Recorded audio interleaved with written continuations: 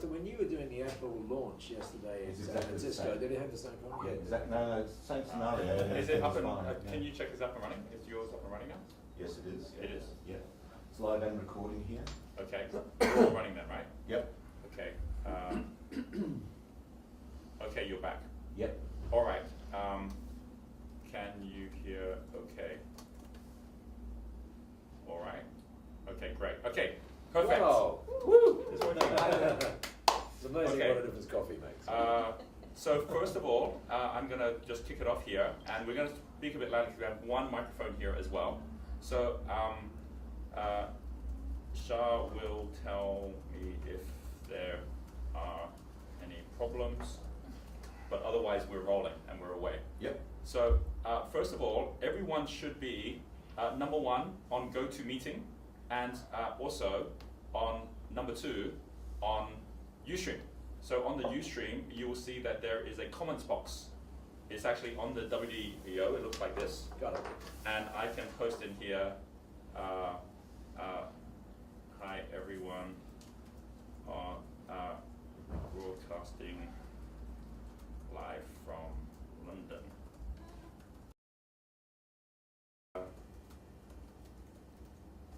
And basically, for everyone who's on the call, a couple of things. First one is we are going to go through a number of steps today. We have here a number of Crystal Circle members and mentors who have just been with us for the last couple of days with the Trust Conference. We've got Paul Dunn here, Good morning. and Paul runs Buy One, Give One, which we're going to hear more about. And we have Bea Benkova here. You can say hi. Hi. Hi. Who runs the Global Institute for Extraordinary Women. And then we have Jan Pollock here, Hi. who runs Wealth Dynamics in Czech Republic and also works with Talent Dynamics as well. And at the moment, both Jan and Bea are on the Emerald Circle. Paul has been a mentor at Wealth Dynamics Masters and also was just at our events that we were running here as well, and was a speaker yesterday at the at the Trust Conference. And if all goes well, Michelle, who's on another conference call, is going to come across town and join us sometime during this session as well. And this whole session is about one thing, which is about how to go from yellow player to green performer. And everyone here is in the process of doing it or has done it, and the specific steps on what to do, how to do it, because everyone on this call are Enterprise Circle members, and we've also invited the Emerald Circle members to come and join this as well to kind of like get a refresher. What we're going to be doing is going through what the biggest challenges are, how to overcome those challenges, and get the experiences of our guests here as well. In terms of the structure, there are two things we're going to cover. One is meaning, one is measures. One is words, one is numbers. And the fact that whenever you shift from one level to the next, you've got effectively a different language that you're speaking. It's like, you know, you're speaking in English, then you're speaking in Chinese. So as a result of that, you've actually got the numbers that you need to understand, you've got the words you need to understand, and the two of them are actually different. You know, so the way that someone thinks about numbers at green level and what kind of like numbers they look at their business are actually entirely different from yellow level, and exactly the same when it comes to how they're actually even talking to their team and how they're talking even to themselves. So this is all what we're going to be covering. There's kind of two sections in the next 2 hours where we'll be covering these sections and also having in the kind of like last part of each hour for maybe 20 minutes or so the Q&A, which is the questions that you might be asking as well. So within the GoToWebinar question box, you can throw questions down there, and Shah will pull out the questions and throw them on Skype to me that we can then kind of like get through some of those as well. So anything specific for yourself, you can be doing that. The other thing is if you go to our Crystal Circle page, here's what our Crystal Circle page looks like. And the Crystal Circle page is, it has a picture here, which is September 11th, I think. It is September 11th. And what I've actually asked is that everybody who is on this call, and we've got I think like 30 or 40 people on Crystal Circle members on the call right now, if you go to that and you just post a link to whatever website or page you'd like other Crystal Circles members to know about. As you know, all Crystal Circle members are part of a smaller group. This is one opportunity where you can connect with other Crystal Circle members in different groups because we have a lot more Crystal Circle members on today. So you can do that as well so that everyone gets to connect with everyone else. And that is the end of our kind of like briefing. We're ready to roll. Good. You guys ready to roll? Yes, Okay, absolutely. good. Okay, so first of all, the last couple of days, Paul, what was your experience? So what was your highlight like yesterday at the Trust Conference? Well, I guess you'd expect me to say that Stephen Covey was a highlight, and indeed, Of course not. No, and he was. I mean, this whole thing about trust and giving definitions, and but also giving. I loved his cards. You know those cards that he had, the trust cards. But, and I'm saying this not because he's sitting right here, but Roger was absolutely the highlight. Before and look, I'm getting thumbs up from the camera guys and everything. They agree. Just so that you know what that was, Roger told me before the program that he was going to tell a story that he hadn't told before. And so he started the story, and it was about rowing, and I'm thinking, oh, it's that story. But it was an entirely different story, and a story that was absolutely relevant, wasn't it, to this whole trust thing, which was just amazing, and you could have heard a pin drop in the audience. And then so it was a question of, I'm not trusted, so what can we trust? And then Roger beautifully flipped that, remember, into, well, we can trust nature. And then from that, the cells, and then from that, the whole springing into the Qing and where all that came from. It was an absolutely stunning thing. And what made it, I think, really relevant, or what made it really stunning, was the relevance that you were able to create. And so what that meant, and as you know, I'm all about connection, and what that meant was an incredible level, didn't it, of connection. So that was a real highlight. In fact, Stephen Covey was sitting next to me when Roger went on, and I said, Stephen, you and I are in for a masterclass right now in how to do it. And so that was the highlight. Okay, I awesome. loved it. Okay, cool. Paul, I'm putting up a post on I'm putting up a post here, which is the buy one give one, the B1G1 post, and so everyone gets a really good sense, in a nutshell, on what your main focus is right now. Yeah. I want to share with everyone. I've got it up there so you can all see it, and obviously you don't have to look at it here. You can actually go and click on it to see it. But you want to give a kind of a nutshell as to what it means when it says 30.6 million micro giving impacts. This is 30.6 million. It's almost 30.7. Yeah. Oh, right, okay. Well, what that means is that all of the businesses around the world that are part of B1G1, and B1G1 started in 2007, at least the idea started, but then it took us 3 years to figure it out. Like, how do you make sure that 100% of the giving goes? How do you make sure that it scales? All of that kind of stuff. And this is what would you say, an indication of how well that happens. And so that 31 million, or close to 31 million, effectively means as close as we can get to the number of beneficiaries that have been impacted by businesses giving through B1G. How many businesses do you have on it now? Well, there's about 3,400 members now, Roger. 3,400. Yes, Wow. yes. Wow. And each one of them has a link between each of their transactions and an element of giving. Well, that's one of the ways you can do it. You can certainly link the transaction to giving, as you guys know. Welcome to our newest member here this morning. Yeah. Wow, okay. So Bayer's going to be linking the giving in all sorts of interesting ways. So can you pan out a bit, because I know we're all talking, and at the moment you've Yep. got I don't know There if you you go. just got Paul still in the I'm fine now, yep. Okay, cool. Okay.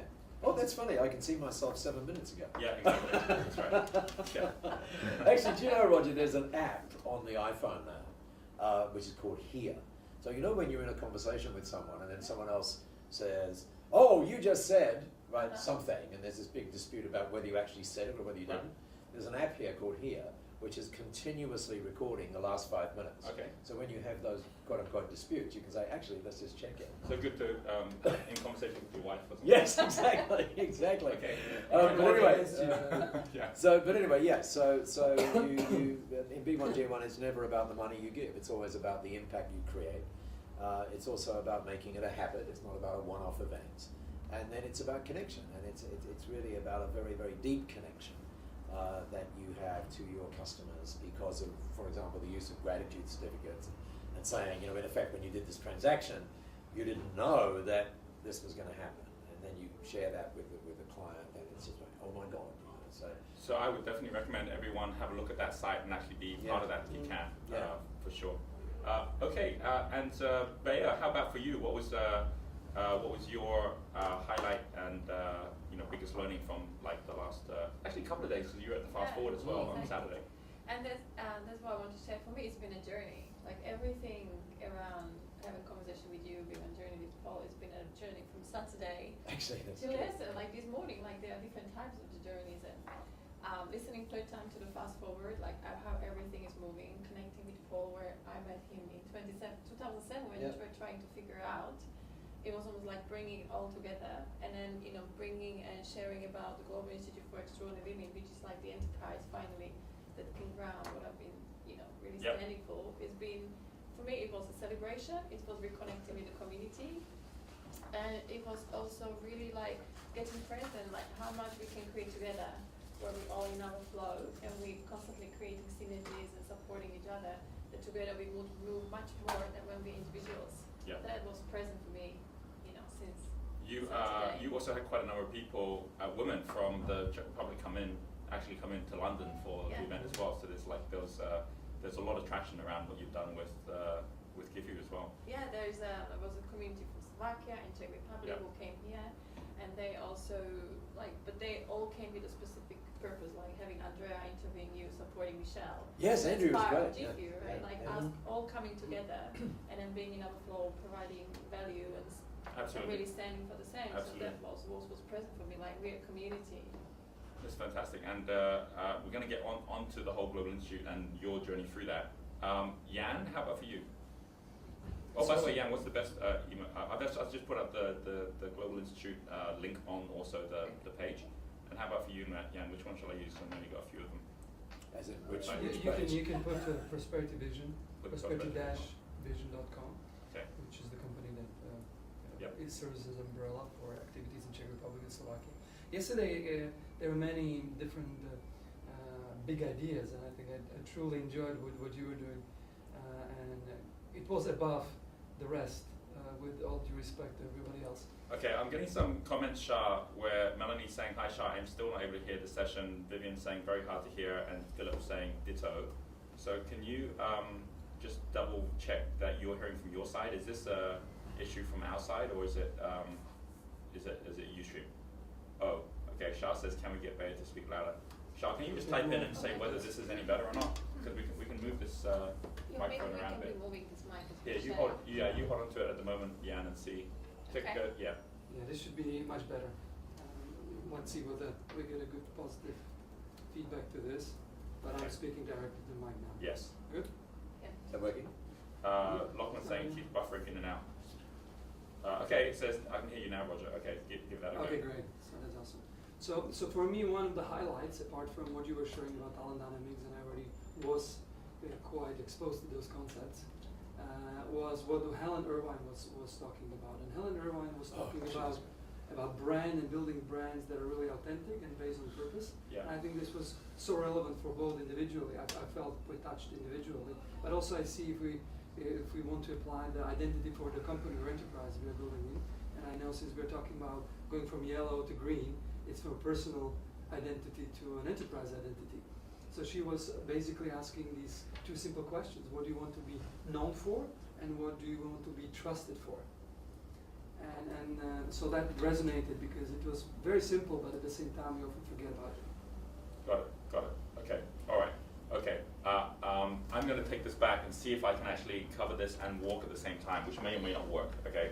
So I'm going to put some things up on the board now, and what's And what about for you? What was the big learning for you? Oh, yeah. Okay, good question. Yeah. For me, it was the integration of the fact that we had people in the room who were corporates, Yeah. which Yeah, is green exactly. level, Yeah. and we have people in the room who are yellow level. And it's really interesting because when you have people, and this is going to be one of the key things today, it's a different language. Someone who's at yellow level is willing to take action and make things happen because they're a decision maker. Someone who's green level actually needs to go through processes to be able to make decisions. And there's a really interesting distinction that got made the day before when I sat down with Michelle. And Michelle's like, look, we want to have all these different consultants join us. How are we going to do that at the lunch break? We actually had this special session where instead of actually, I said to Michelle, instead of trying to, invite people to do things and take action on the stage, get them to lunch, and then the people that come to lunch who want to be part of Talent Dynamics, they have a chance to do it there.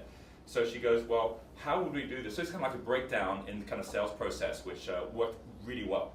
But at the time, you know, it was like, well, how do we do all these things? On the one hand, we have two markets. So when we're talking about market segmentation, the key thing is to know that every market wants to be sold to differently. So we had, on the one hand, we had people in the room who would want to have taster sessions to kind of find out what Talent Dynamics is about as a client. On the other hand, we had people in the room who could potentially be the consultants who are going to go deliver this. Then, in terms of the consultants who are going to deliver this, that also broke down to the people who are internal to a company that would have to get approvals to be a consultant, and then you'd have the people who are the coaches and the trainers who could just make a decision and do it. So you have this cascade, and it's like, how are we going to get everyone to make a decision in the right way? And as I've said many times to the Crystal Circle members, it's got to be binary. Never have more than two different options on what you're doing, or else everyone gets confused. So what we did was we started with my session, where when I was up before lunch, and we reorganized that because I was going to be earlier in the day, I was going to be up before lunch, I was going to go through, here's the value of actually using this in your organization, and then after doing that, I then actually had a session, which was less than like 2 minutes, to say, by the way, we had this £1,000 session, would you like to have this, because we are going to offer this free of charge to anyone who wants it. And all these hands went up, they gave out all the forms, and we had 180 people pass back the forms to say, filled out to say, I want my taster session, right? So now we've got all this business. Then Michelle got up and said, you probably noticed lots of people took the taster session. Well, who delivers those taster sessions? Our consultants do. And we need more consultants. Beautiful. So now you've got proof of concept that everyone goes, oh my gosh, clearly this is something that we should be part of. And she then said, if you are interested in being a consultant, come to lunch. Then that was the end of it. And then lunch came along. And then the second thing happened where she was like the day before thinking, how do I reconcile some people making a longer to make decisions who will like stop everyone else from making decisions? And I gave her the solution which she used, which was when she got up at the end of saying, here's how the whole thing works. She says, you're going to fall into one of two categories. Well, one of three categories, really. One is you're not going to do anything. But then you're going to be one of the category of either you want to do this, but you need approval from your company. Hands up who's in that category, and a bunch of hands went up. She goes, okay, well, in a moment when we close, you're going to go over to Janet. Janet's going to take all your details and is then going to follow up with you and make sure that you've got everything to be able to get approval from your company. So that got them over to that side. And then Michelle said, and hands up who here can actually make your own decision and want a really great deal today. And so then all the hands went up, and she's like, right, you come over with me over there and I'll tell you what that is. So of course there were some people who were like, I'm going to go and get approval, who were like, actually, if there's a really great deal, you know, what is that? So they ended up, so she then went and took that group over there, and sure enough, when she's with that group, she can then actually then create the limit. So we've got 25 spots that are going to be at 1,200 instead of 1,500, blah, blah, blah. And straight away, everyone just booked, and she got the number, and it was just awesome. It was like all about basically how you break things up so there's only one specific thing you're looking at. So I really liked, as a distinction, how that all played out as a result of just having mixed people in a group and how you separate them out. Great. Yeah.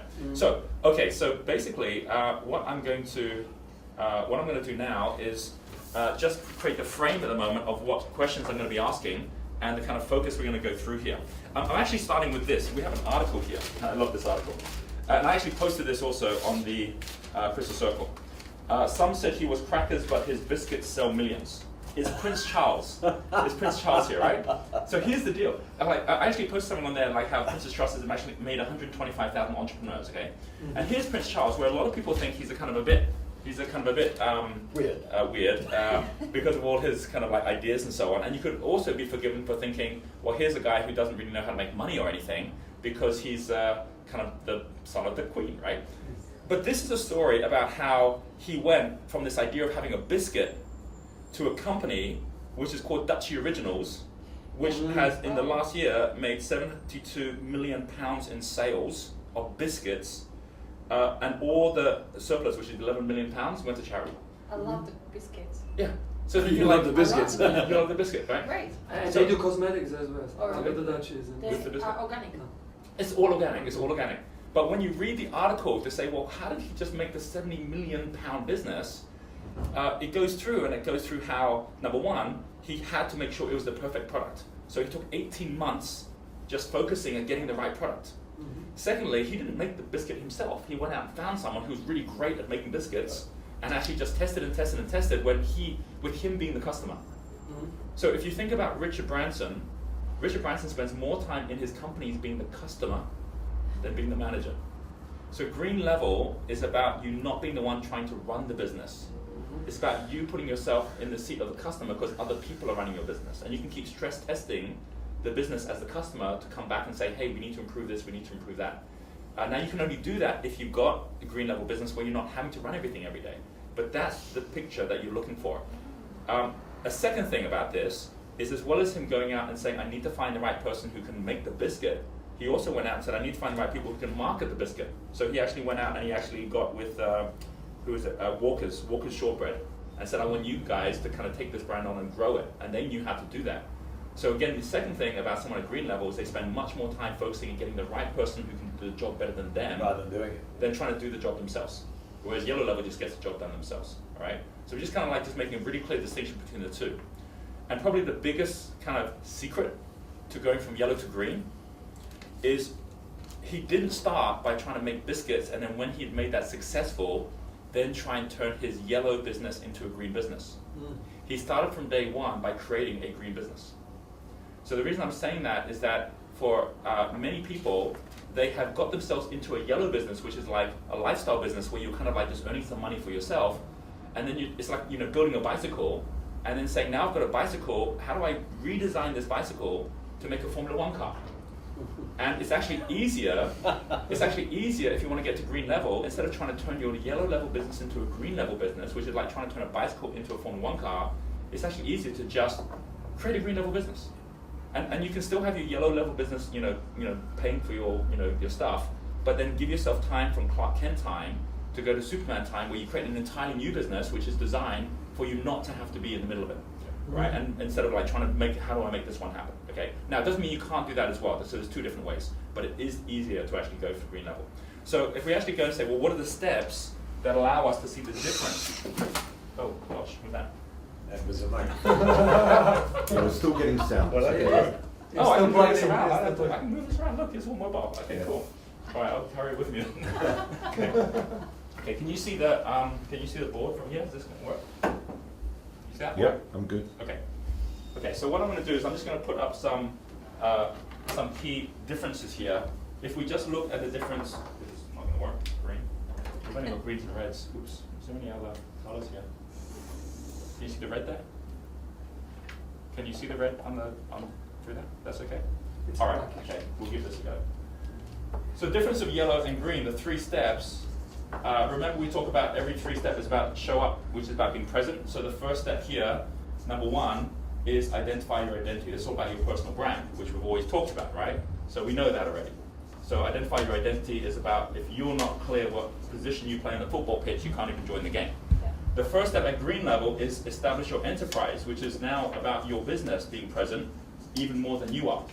If you are going straight to that and you haven't identified identity, you're not a player in the market. But if you create an identity, then here at green level, it's kind of like the mom is now kind of got a kid, and the kid's going to have its own identity. So establish your enterprise is the first step here. And we're going to see just specifically what that means and like how that then involves everyone here in the room. The second thing is we then have like the step up, which is how now you've got something you're focusing at, like yourself, how do you build that? On this one here is master your market. It's about externally looking at everything around and saying, how do I become, it's like now I'm a team player, what team do I want to play on? And you want to connect with the best people out there. So whereas that's not what the Prince did, he did this, he established the enterprise, he's already clearly got an identity, he's already kind of like knows the people in the market.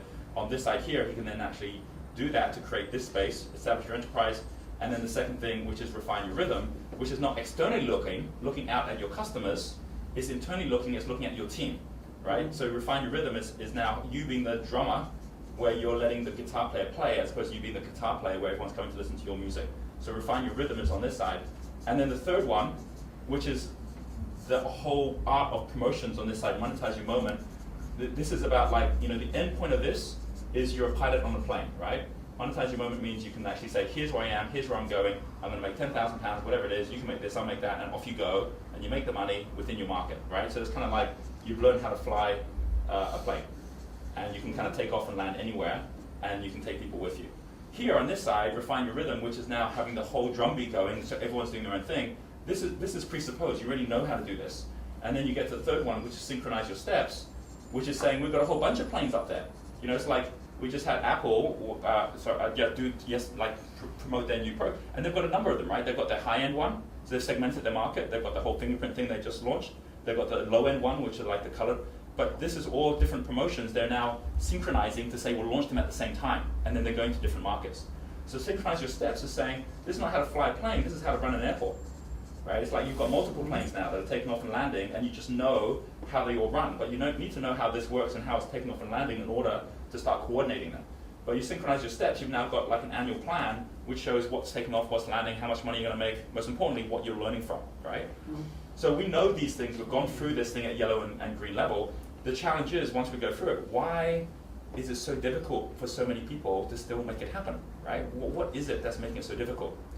So to set the frame for the conversation we're about to have, what I'm going to do is I'm going to go through the 3 biggest excuses for why someone who is at yellow level does not get to green. The biggest excuses we give ourselves, and when we get this, we can see what the solutions are, and then we're going to go through everyone here and their experiences of these 3, given that everyone's in a different level right now. I mean, like I said, there's some where the green's moving out, there's some where still at yellow trying to figure out the green.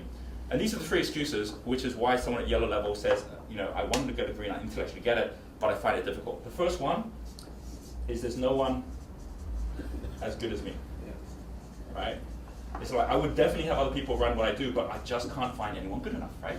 So this one here is like, I just can't. And it's not even like I don't try. When I get someone else to do it, the customers say they don't want that person, they want me. And they won't pay the same amount of money, so I just got to keep on showing up. I have no choice, right? So this first one here, no one is as good as me. By the way, you've got mean. Mean, I know, it's freaky, right? Oh, you said and you and. kind of wrote it in. You see, you're like spotting all these things. There you go. Okay. No one is as good as me. There you go. And this first one here, the answer to this one is not that you look for someone as good as you.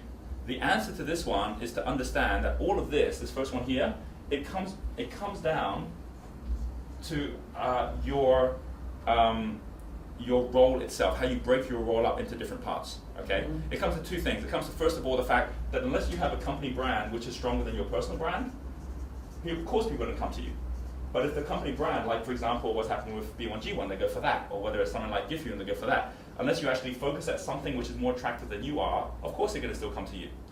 But the second thing is all about your resource plan as well, your people plan. It's like, well, what do the people look like? When you start at green to begin with, you say, well, how would this run without me? Well, I need someone to make the biscuits, right? I need someone to actually go out and promote the biscuit. So you know the different people you'd need, and you say, right, that's the plan of what that would look like, structure. So this is all about structure that allows it to be green. And then, of course, it doesn't even require you to be there. So there's an element of this we're about to cover. There's a second part, which is where you actually get, no, I know there's people as good as me, but I can't afford good people, right? I know there's people as good as me, but they're too expensive. So as a result of that, even if I get them on board, my business can't make money anymore. It will start losing money because there's not enough in there for it. And the only reason that's the case is because we actually created the business as a lifestyle business to begin with. Okay, so this is all about intention. This one is really important. There are only 4 kinds of businesses, and most of us the biggest mistake we make is we're not clear what kind of business we're trying to run.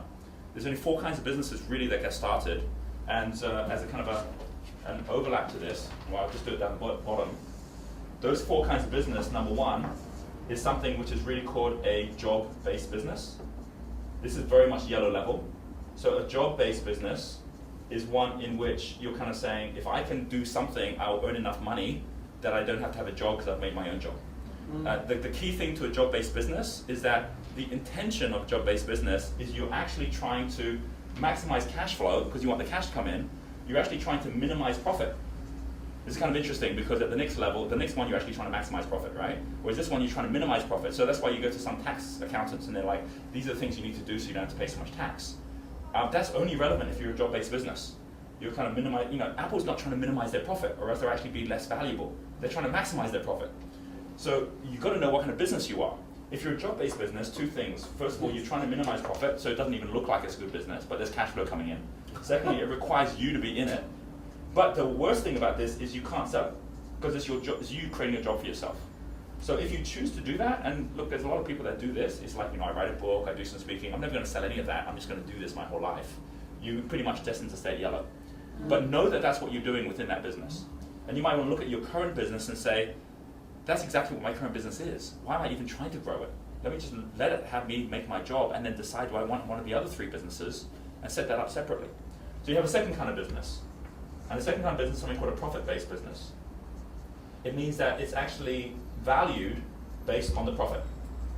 So in this kind of business, you're actually trying to maximize profit. This is a green level business. And you can sell it. And when you sell it, you'll find that it sells as a multiple of profits, right? Multiple of earnings. So like that's what a PE ratio is. So basically you can say, well, if I had a PE ratio is basically price, which is the price of the shares, divided by earnings, which is your profit. So if, for example, you have a PE ratio of, let's say, 3, it's really saying, look, if I'm doing $100,000 profit in my business after tax, then if you've ever seen this like really kind of like weird tax like accounting like phrase, which is EBITDA. Yeah.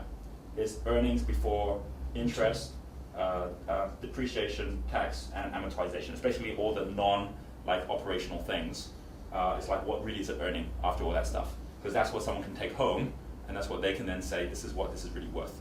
And they might say, if it's like a private company, it's like worth 3 times. If you go to something like an Apple or something like that, is at the moment I think more like 20 times.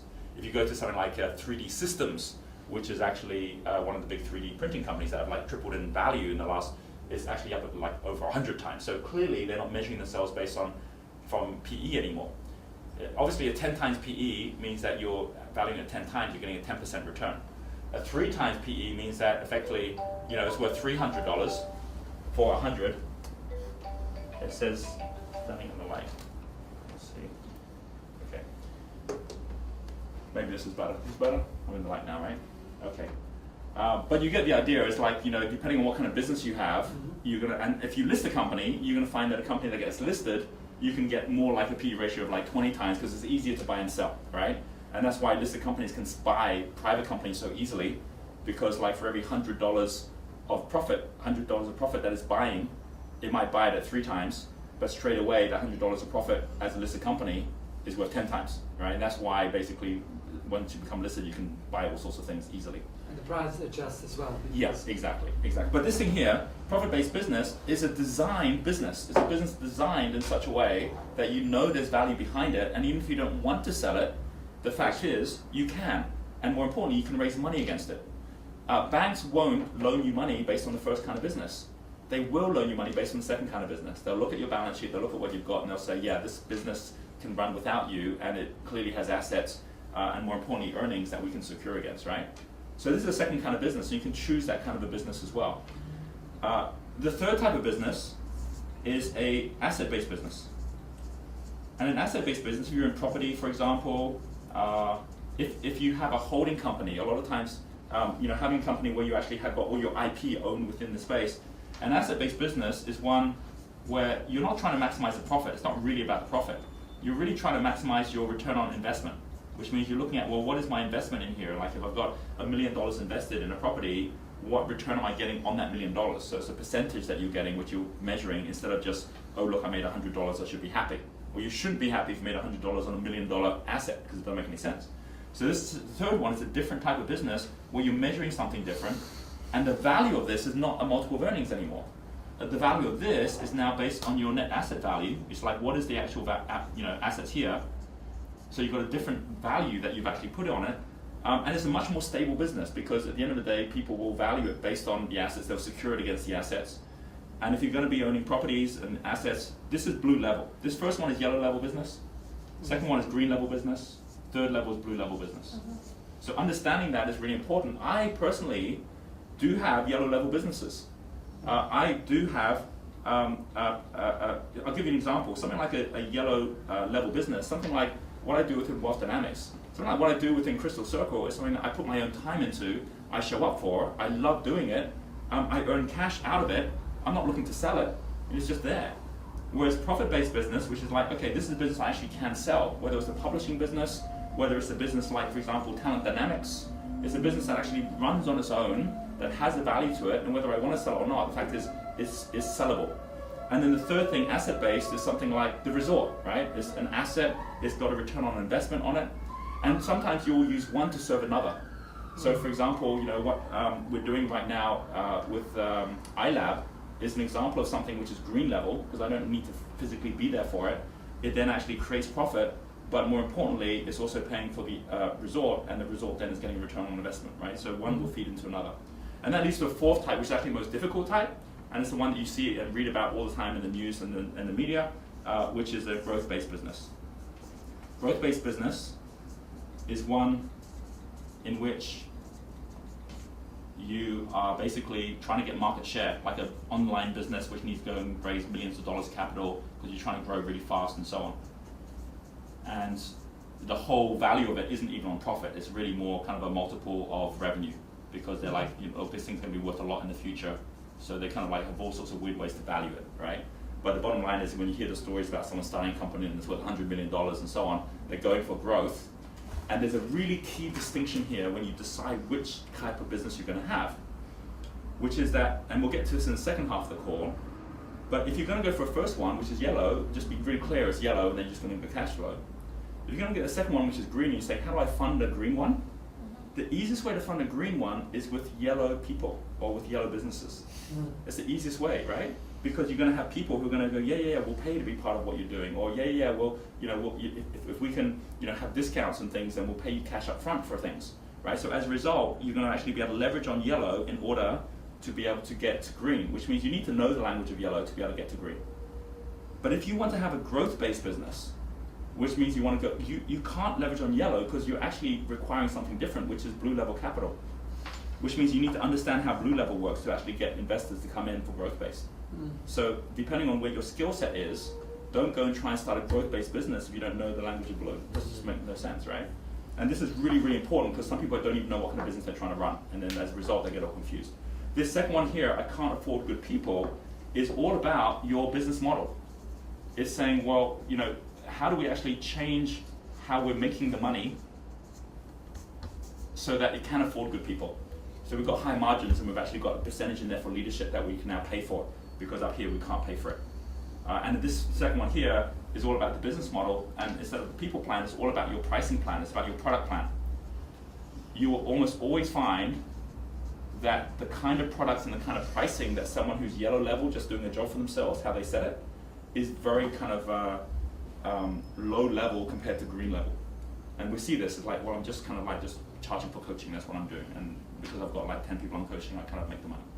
Green level is like, I can't do that anymore. I've actually got to turn it into a product. I've got to actually charge more. I've got to turn it into something where there's a high margin. I've got to have a way to actually serve within that margin the customer in such a way I don't need to. And then you redesign the product and the model, and then you can afford good people, right? So there's the first one, which is if you don't have the right company, brand, and people plan, you're always going to have that first excuse. If you don't have the right business model and product plan, you're always going to have the second excuse. The third excuse is when you say, I get that people are as good as me, I get that I can even afford them, but I can't afford the time to train them or to find them, right? It's like, I get they're out there, but I've got to do it next year because I'm so busy right now.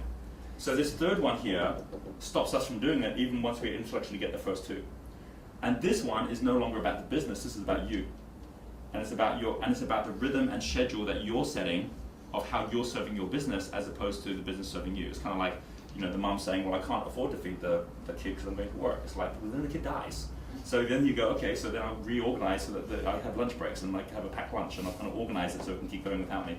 So this is about the schedule and rhythm, and more importantly, it's about your place within all of this, which is, what's my perfect world within this business? What would I be doing if I could do anything within this business? And you design that out in such a way that the business can afford to not just pay you the money, it actually can afford to give you the time to do that. And most of the time we don't do that. We spend our time going, well, now that I've got the first two, I'll just be really, really busy doing something I don't like, which is trying to design a business and do manuals and all the rest of it, because I think that's what I'm meant to do, as opposed to saying, no, I can even pay someone to do that as well. What I really want to do is just go out and tell people about it. And so as a result, I need to reorganize my time to do that. By the way, organizing time is not about how do I change everything like immediately. It's like, okay, what would from January onwards look like if it was perfect? Okay, how would I now go from now through to January to set it up so that by January it becomes perfect? What would then happen? And how would I be reorganizing my time to make that happen? So it's not a question of kind of letting go, quote unquote. Yeah. It's a question of deliberately letting go, in other words, deliberately plan it. And plan it, So transition that you it. can. Transition it, Yeah. exactly. Because most of us, we just end up burning out or just kind of like, well, we'll just jump and do it straight away, and then we move, because yellow likes to move quickly. So then you move too quickly and no one's even got time to get things in place. It's really interesting because for a lot of people at yellow, it's like I always get resistance from people when I tell them my new ideas, my new things, right? No, that only happens when you say, I've got this great idea, let's start tomorrow. Then you get resistance. When you say, I've got this great idea, do you think we could do it in 2015? You don't get resistance anymore because you're actually, again, like I was saying before, you've got two types of problems. You've got hard problems, you've got easy problems. You can give people hard problems or easy problems. The difference of hard problem and easy problem is one thing, which is time. If you've got a problem and it has to be solved tomorrow, that's a hard problem. If you've got a problem and you've got a year to solve it, that's an easy problem, whatever problem it is. So whenever you're giving anything to someone, including a new idea, you're giving them a problem. But decide whether it's going to be for them easy or hard to process based on the time frame you're giving them to even think about it or even consider whether it's something that should be done, right? Okay, so on this note, I'll just only three. Bea, I'd love to start with you and with your experience of going, because you have been doing this, going from the yellow where you're like, all right, I'm kind of like out there doing the coaching, and then when you started Global Institute, when you actually said, all right, I'm going to repackage, and I'm going to actually create a company with a people plan and a business model with a product plan. Do you want to just talk us through what you did and how that happened? Yeah, okay, do you want Do you want the Oh, microphone? do you want maybe? it? Oh, yeah. Well- Oh, yeah. Cool. Let's do so this. people can hear it? Okay. There you go. Yeah, okay, perfect. I think it was great what you just summed up. You know? Because it's, when you're on a journey and you're doing it, and then you sit here, and then Roger sums it up, and I'm thinking, yeah, that's exactly actually the steps we took and how it was playing out and what we're doing. So it kind of gives the design. And it's, as Roger was sharing, so I started my business, created my identity big ambassador and coach for extraordinary in 2007. So I've been working with women individually since then. And then I got the vision and created my promise, transformation of humanity through the aligned power of extraordinary women. And then I had this image and vision, you know, the constellation of extraordinary women and the institute for the last few years. And then it was really planning the transition, saying, okay, like Roger said, okay, there is no point for you building the brand like Ace Woman in London. And now clear that Ace Woman is the lifestyle. Yeah, so location is like really important, Yeah, right? it was London and it was called Ace Woman, and I was trying to get a coaching from her, like, oh, how am I going to build this brand, how it's going to fit? And then what we got is, like Roger said, there is no point building a brand you're going to let go into 3 years. Like, it's really designing the enterprise that's going to hold the vision. And now I'm clear from what you're saying, Roger, that was the lifestyle. You know, that's my lifestyle, the job-based business where I coach, I still have individual clients. And it was really make sure what kind of promotions I'm going to run as a player to sustain myself and to prepare everything for designing the enterprise. And then we founded GFU last year. And it was really also, like you said, is actually creating the brand, an enterprise like a child, but it's not about me. Right. So my job is to build my brand, shine light on the GFU, but actually it's the vision of the GFU now that's starting attracting like amazing people all around the world who trusted me, who finally had a place to come to. Isn't that interesting? That, you know, that once finally they had a place. Well, to and the place is bigger than you were. Yes, if you know what I mean. Yeah. So they exactly. they can play in that place, right? Finally, like we have this global platform, because a lot of people say, how do you manage to attract so many talented people who are world class in transformation, all this, because they finally had a place to come. Wow, this is the vision. We align with the vision, and then we're coming together to collaborate, to play, and then at the same time building the operations team. Yeah. That was really important, because I had this internal resistance, and I think maybe being a star profile and wanting independence, I thought green gives me freedom, and I thought it gives me independence, but actually having experience being part of the green team and having Tatiana as the CEO and Monica and the team, I actually experienced more freedom than before, because having the team that is in flow, a supporter who manages everything, they manage me, so they say, okay, this is where you are in flow, you need to go out there and share, that's your role, and every day, but when you're not in flow, we're losing money. That's how actually the team sees that. So they hold you more accountable by having being green. Yeah, and you're not supposed to do this, but it's also really, it counts on the team understanding talent dynamics, world dynamics, understanding how everyone is synchronizing, you know, managing their energy like in our community supporter. It gave me actually much more freedom, because I first time experienced after many years, being able in the spirit, recreating the strategy, and knowing things are happening. Like I went away for 2 weeks, and I came back and it was more than I left. And it was like, this happened and that schedule Yeah. and that happened. It was like, oh my God, they like, this is what we accomplished. And having the team that's rowing, and I think one of the most important distinctions I had, I sometimes thought I had a green team, but I had a team of workers. But having a green team is very different. They all align, they all rowing, they all understand how they bring value.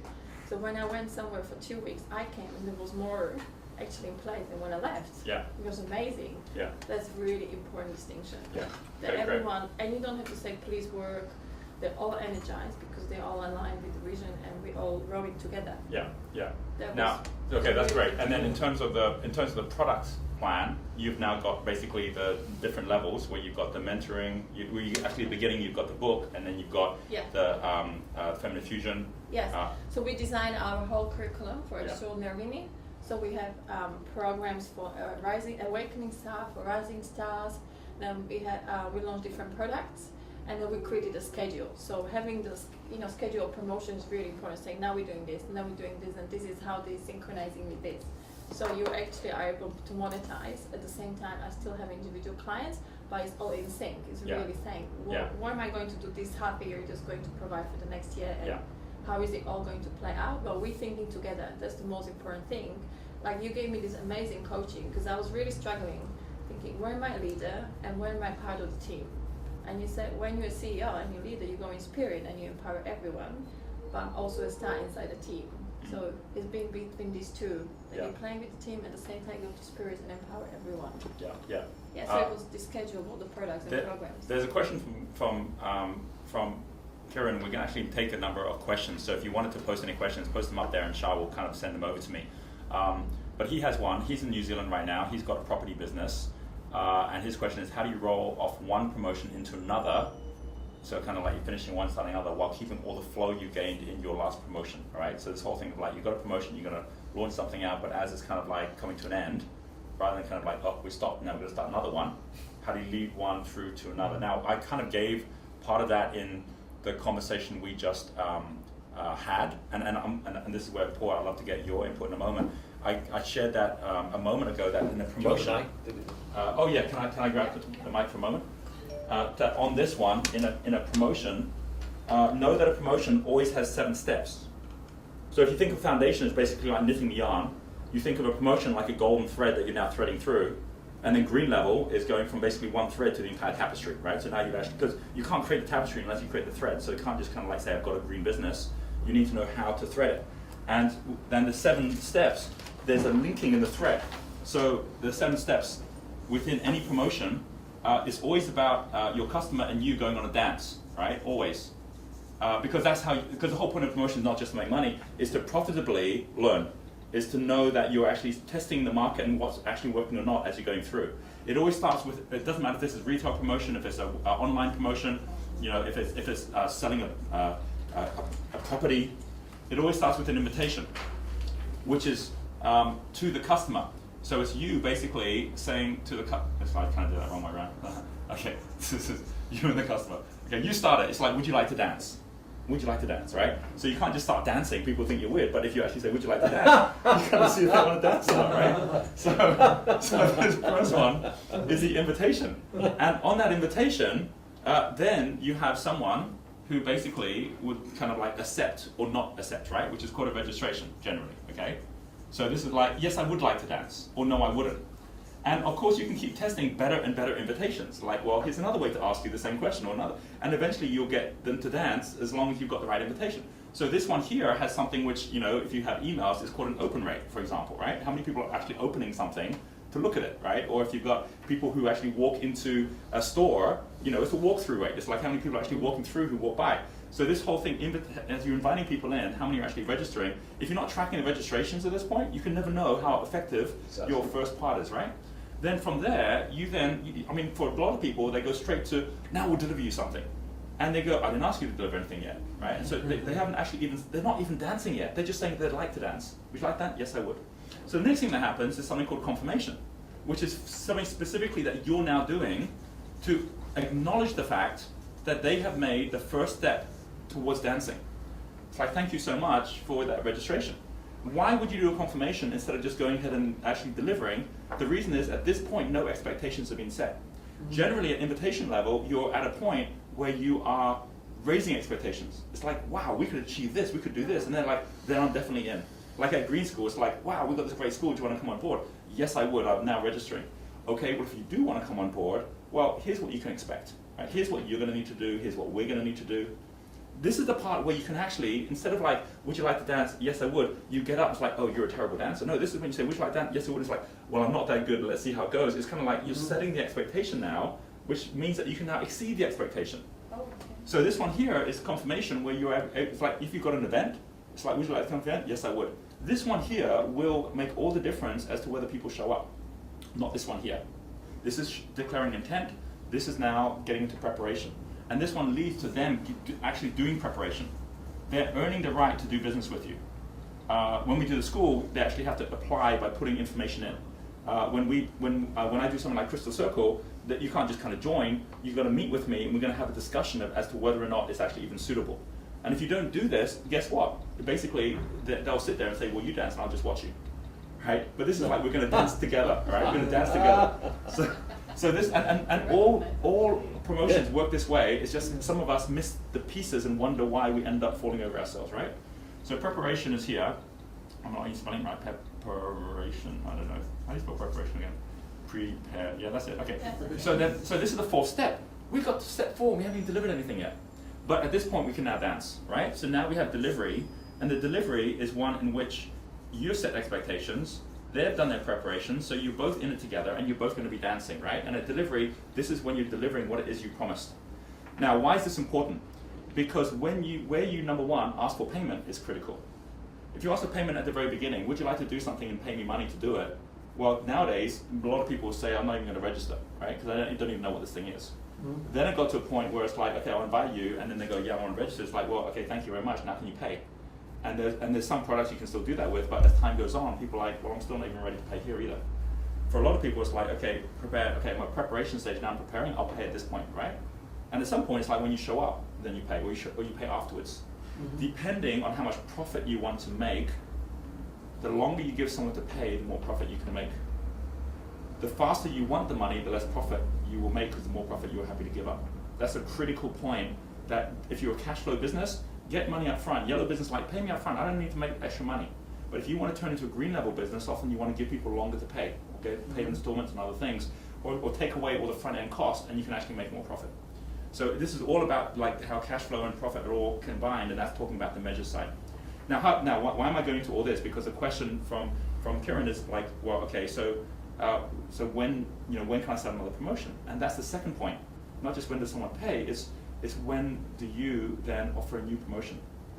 The delivery yesterday was where we had the trust conference, where we were delivering on us asking them to show up.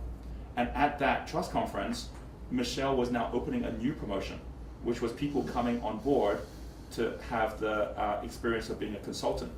Now, one thing critical about that is because it was costing people nothing to actually have the experience of doing a taster session. I could do that on the spot, and I wasn't selling anything, and I got 180 people. Yeah. Because Michelle wants to get people to pay £1,500 to be a consultant.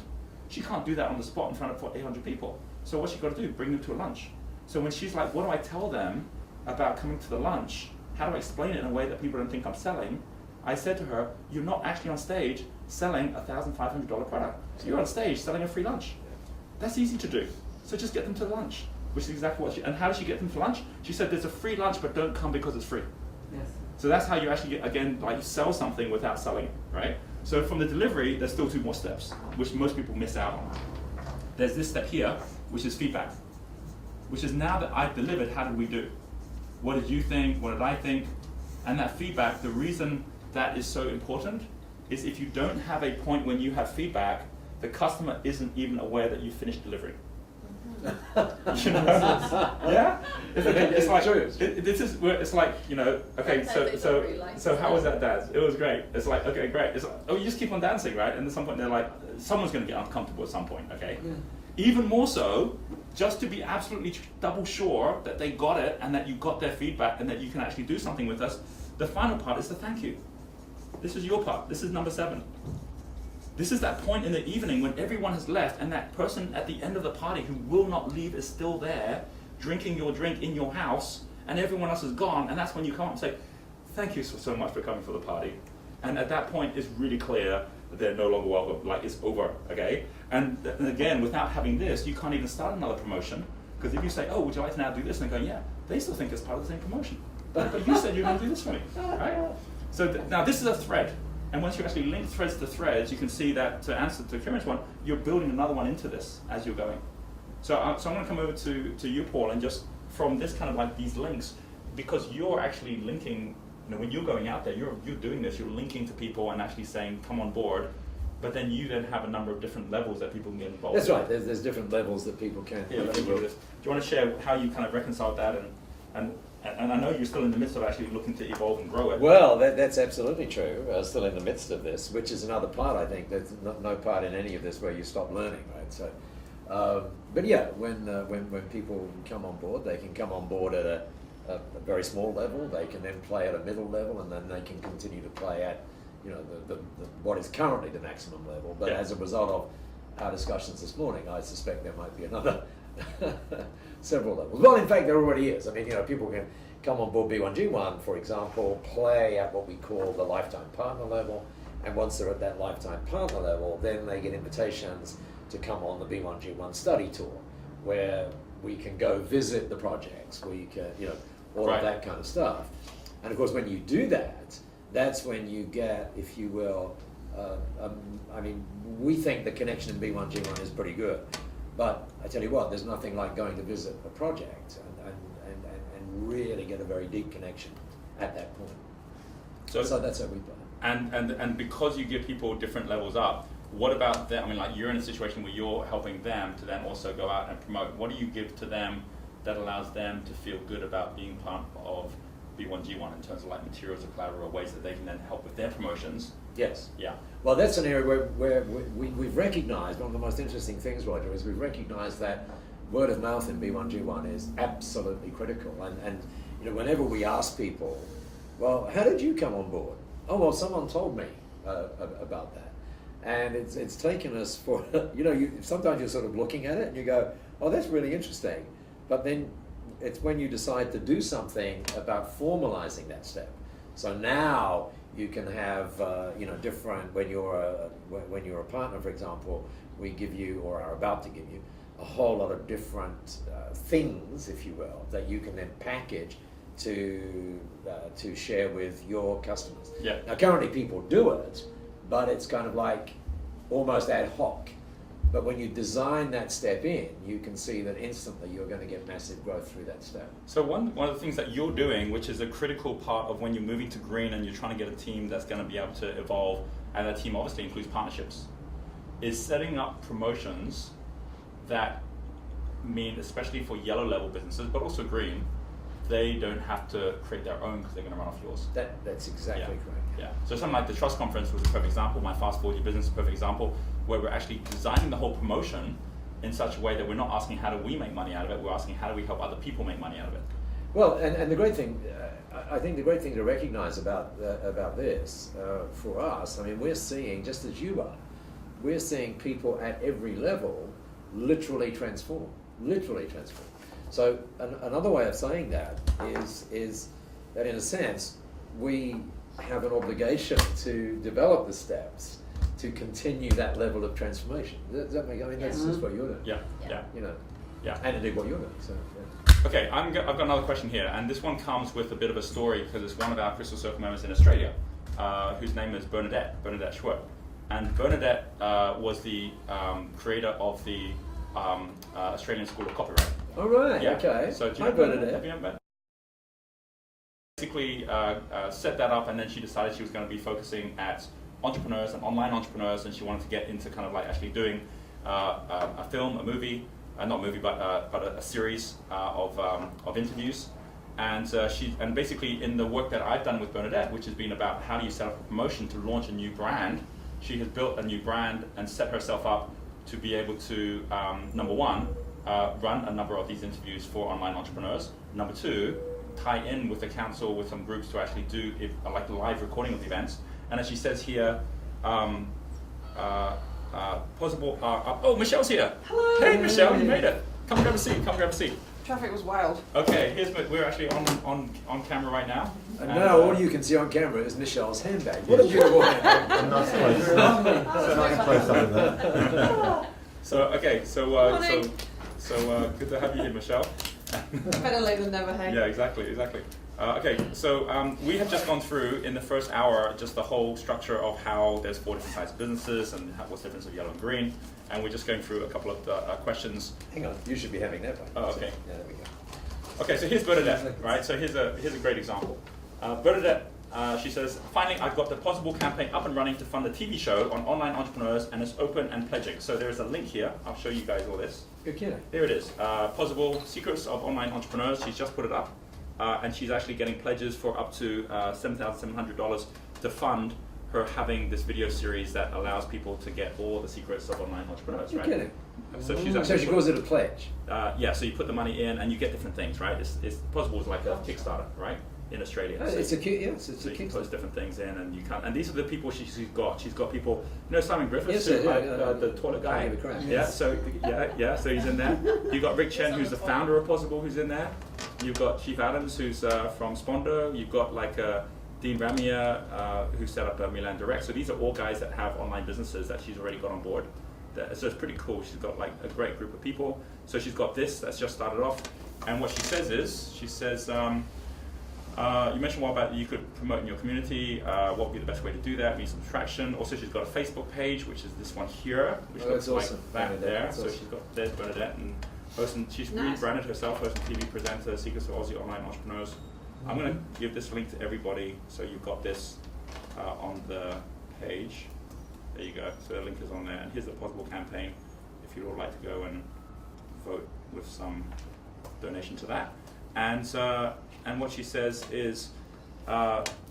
It looks like Australia Post will buy 3 episodes to start with, and we have conference companies who Wow. have engaged us to make an episode for them, so things have started to happen. Wow.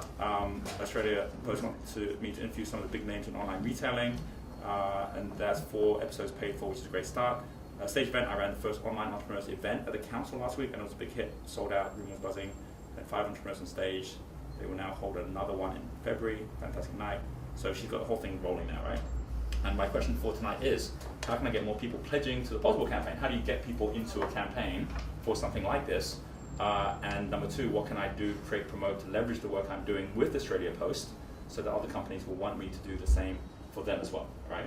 So what would you think, Paul? Like in terms of actually, like because you've done so many promotions for different people, and especially things that are transaction-based, if you had something like this where you were actually saying, right, we've actually got a program that's connecting you to great people out there, you've already got the Australia Post distribution side, and you've already got something that's up on Possible, what would you think? Well, the first thing is this just reminds me, you know, one of the things that I love, or one of the people I love is Seth Godin, and of course this is exactly how, almost exactly how he funded, I think it was $750,000 he got from doing exactly that for his new book, you know, the Icarus Deception, right? I mean, it just looks so familiar. I'm not sure, Bernadette, whether you looked at it, but if you did, well done, because this is great. So I guess the answer to the question is to identify the other people in there who've got nice lists and all that, who can then share with that. Or were you thinking of something else? No, exactly. I mean, that's absolutely part of it. Is what we were saying earlier, which is once you've got a promotion, how can other people lead a promotion of your promotion? And the thing that I like is through the question, Bernadette, is that you're creating buzz, you know. So and what's so interesting about the creation of buzz is that people are much more likely to interact and to share things when they're inspired by what you do, rather than when they logically understand it, right? So yeah, this is cool. This is very cool. So I'm coming over to Michelle, who just has come off the Trust Conference yesterday and a partner meeting this morning. How did that go? Oh, And a late night late night last night, and the partner meeting was amazing this Yeah, you morning. got onto that. Yeah. Oh wait, well, I'll ask you a question first. Yeah. Okay. So the question is, what's I was going to talk. Okay. So the question is the highlight from the last 24 hours for you, and given that you had like over 700 people come for the Trust Conference, and I'm going to post up this. I know you talked about this in the partner circle, but to everyone else you haven't talked Yeah. about it, how you got so many people involved in promoting that. Because for someone like Bernadette, that's what she's looking to do right now. and especially like the way you design the sponsorship so that there's like a real package. This is not now packaging product for your customer, this is packaging product for your partners, right? So if you could just roll through that, that'd be great. Hi everyone, sorry I was really late. I was running a partner webinar this morning with our global consultants, and we basically had all the consultants who were there yesterday sharing what was their big insights. So they shared what their big learning was, they shared their experience, and oh yeah, I'm looking at you and you're over here, right? I'm all discombobulated today. So everybody was sharing their key learnings, their key insights, and the experience of the day yesterday. And like to pick one thing that was an insight for me is actually really, really difficult, because there was so much that happened yesterday that was just so inspirational, so many sharings. I mean, Stephen Covey did a 3-hour session on the speed of trust, and we all got these amazing trust cards with the 13 key leadership traits if you want to be really well trusted. And I think one thing that really stood out to me was a comment that actually one of the event promoters who was in the room made to me at the end of the day, and he came up to me and said, I'm amazed that, he said, there's something I'm really amazed by, and I said, oh, is it my dress? He said, no. Oh, you told me this story last night. I said, is it my hair? He said, no. I said, what are you amazed by? And he said, I'm amazed that you sat at the front of the room and watched all of the presentations all day long. And I said, well, why would you be amazed by that? That's the point of being here. And he said, you haven't been at the back of the room running around panicking, chasing everybody and trying to get people to do stuff. And I said, well, why would I have done that? And he said, well, that's really what we do most of the time when we're at events. And I said, well, I'm glad you didn't tell me that was supposed to be my job yesterday, because that would have been disastrous. And the point was that the whole team was so in flow yesterday, the way that we'd organised and structured. And the other thing he said was, he said, most people when they're running their first event go for 50 to 100 people, they don't go for 800. He said, so how that actually happened, and the event came together, and everybody just knew what they were doing, and everyone knew where they were supposed to be, and the event just went off brilliantly. And you know, there was one or two things that would definitely go better. I don't think you could ever do something like that and not have things that would go better. So for me, that was a real highlight, that as well as talking about trust and flow at the conference, as well as hosting the trust conference, that we just experienced that whole trust in the room with the team, and that beautiful flow of everybody just knowing what they were supposed to be doing and sorting things out when they needed to happen. So that was really great. So the second question was how we got people there, right? Yeah, exactly. How you actually created the promotion in such a way that other people then said, we're going to go out and create a promotion. So we wanted to, the whole purpose of the Trust Conference was to really give great brand awareness to Talent Dynamics. So Talent Dynamics is growing phenomenally, but it's still not growing as fast as I think it can and should be growing. And it has very low brand awareness, because when we talk to corporates, they're comparing us with MBTI, DISC, FIRO-B, Insights, all super well-known brands. And so the idea of the Trust Conference was to create a brand in its own right, that would be a place where people could come to learn about trust, talk about trust, and in its own right it would shine a light on the brand of Talent Dynamics. So, and Roger and I actually first spoke about the Trust Conference, it was this time last year, it was when we were on the FFYB tour in Manchester. And Roger said, why don't you put on a conference? And I said, that's a great idea. I said, but you know, no one's going to show up because we don't know that many people. So he said, well, if you go and find a really great branded speaker who's aligned with trust, and you invite them to speak, then people are going to want to come and hear the speaker. Who would you like to have there? And of course I said Stephen Covey, who's arguably the world's thought leader on trust. So already now we had a conference that we wanted to create a brand for, which is the Trust Conference, and now we had the brand of Stephen Covey, who's going to be our keynote speaker. So armed with that, and also some overinflated confidence, if I'm being honest, I just called some potential partners up, right, and said, and really stated, as Paul said, like, you know, really state what it is that you're up for, and said, look, we're putting on a trust conference. We believe that trust is the most important value in business today, and it's more important than ever before. What do you think? And they said, well, we agree, that's a great idea. I said, we've got Stephen Covey booked to be there, and they all said, wow. And I said, would you like to partner and be involved with us and have your name attached to the first Trust Conference, attached to Talent Dynamics and Stephen Covey? And people just said yes. Now, we didn't really approach people who had got a lot of experience in being affiliates and in affiliate marketing, because we were looking for a specific audience. We wanted heads of HR, training managers, people from corporate backgrounds, but also specific people in the training, coaching and consulting world. So we were looking for partners who had that kind of network. And many of the partners who got involved with us have never done any affiliate marketing before, they've never been involved in promotion, and they actually were the ones who were really successful in getting very, very big numbers as well.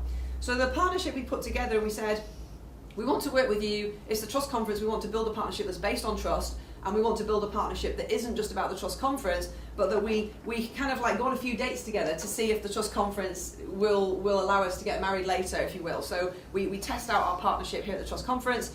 If it works out, you're happy and we're happy, well then we'll go on other dates and subsequently get engaged and married and all the rest of it. And so people thought this was a great idea, and what we did was we said, we're going to give you the opportunity to be a sponsor in inverted commas. So instead of paying a sponsorship in the traditional sense and giving us £5,000 or £10,000, instead of doing that, we want you to help us generate that in revenue and ticket sales. So if you want to come on board as a silver sponsor, which was our bottom level sponsorship, well then you need to bring 30 people with you.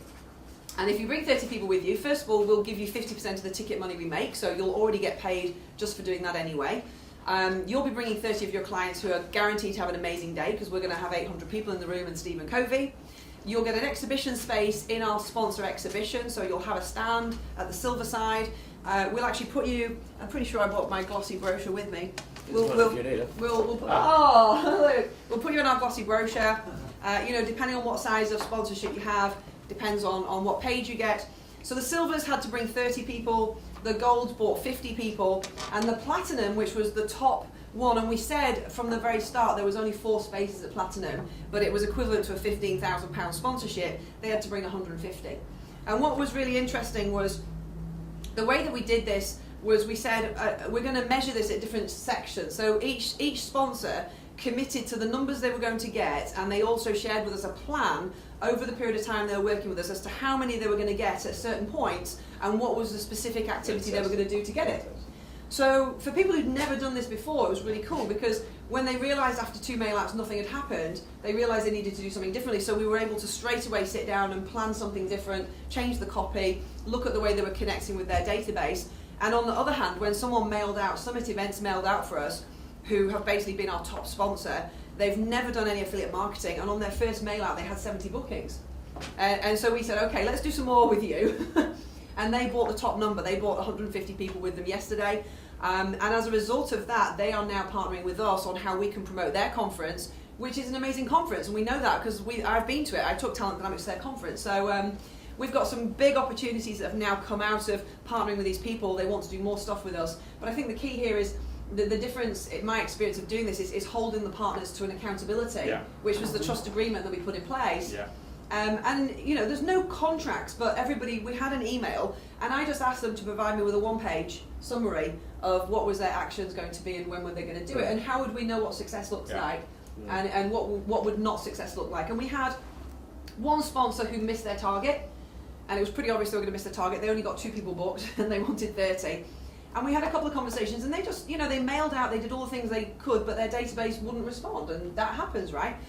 So we said, well, that's fine, we still want you to be a part of this, so why don't you just pay the sponsorship money instead? So they went out and found a few more people that they could get along, and they paid us like £1,500 and came along, and they had a brilliant day yesterday. So, yeah. So there's 2 critical things about that which are different from what used to happen maybe 5 years ago, when people were like, oh, let's just be an affiliate for somebody. And so effectively it's like, we just earn some money by sending something out. And of course, that whole market's kind of died because there's so many people trying to be affiliates, right? Yes. But the moment you then actually say, okay, well, we're actually tying the fact that bringing people along is part of a value where you can either bring people along or you can pay some money, then that immediately creates a different dynamic.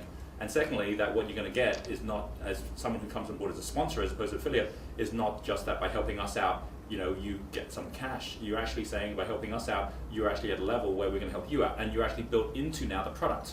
And so for someone like Bernadette, if you do that, if you actually say, okay, we're Singapore Post, if they've got someone that they want to actually have featured in there, what can they also do in terms of getting out via the Singapore Post outlets on this, or through their database, as opposed to just paying you money? Paul, you're a... Well, by the way, as a Bernadette, just before you get to that question, I'm on the Bernadette thing right now, right? Bernadette, my compliments. The other thing I love about this is the kind of levels. It's not just, Bayer, come to a copywriting course and learn how to do it. There's this other thing here which says, train your team to write clearly, right? So now it's spreading out that way. So really cool. Anyway, back to your question. So for example, if you were featured as a social entrepreneur as part of Secrets of Online Entrepreneurs, and then B1G1 was featured, and the whole success story of going out and having like 30 million giving transactions as a result of that, could you see something like that, if you were featured in it, being something that you would then let your entire network know about? Of course, why wouldn't I? Right. No, but it's like but that's the whole thing. Like it's a no-brainer. But Yeah. what I that was really recorded. That's true, right? No, It's like it's, The drum is deployed. but- and especially to go one step further, and if Bernadette chooses to figure out a way that as everyone who comes in and gets one of these means that there's a giving, that's also given to something relevant as well. So the whole thing then links into something which is virtuous. And I just want to pick up on something you said this morning. I got a cab through London this morning, and I had the best cab ride I've ever had. And we were going to the Thistle, right? And the taxi driver, who happened to be the same age as me, said, "You know what?" He said, "There's only once I've ever stayed at a hotel in London." And he said it was the Thistle Hotel. And he said, "I stayed on the night of my wedding, which was 50 years ago." Wow. And he said, this is what he said. And he said, "You know what? It was £4.56." Seriously. and then he went on. Then we got the conversation got on to how things have moved in 50 years, right? Right. You just hit something a minute ago, which is how quickly things have moved in 1 year, Yes. right? Which was, and that's why, for example, the whole fast forward your business is really interesting because it moves, right? And there was this whole thing where if we would have been sitting here 2 years ago and you'd have said, "Well, what you got to do is create affiliates." Oh my God, create affiliates! What a good idea! But now, I mean, what Michelle's done, and Bernadette's already done it through that, that different level. Yeah. Is getting that level and getting commitments back. So what you're actually doing is you're not creating affiliates anymore.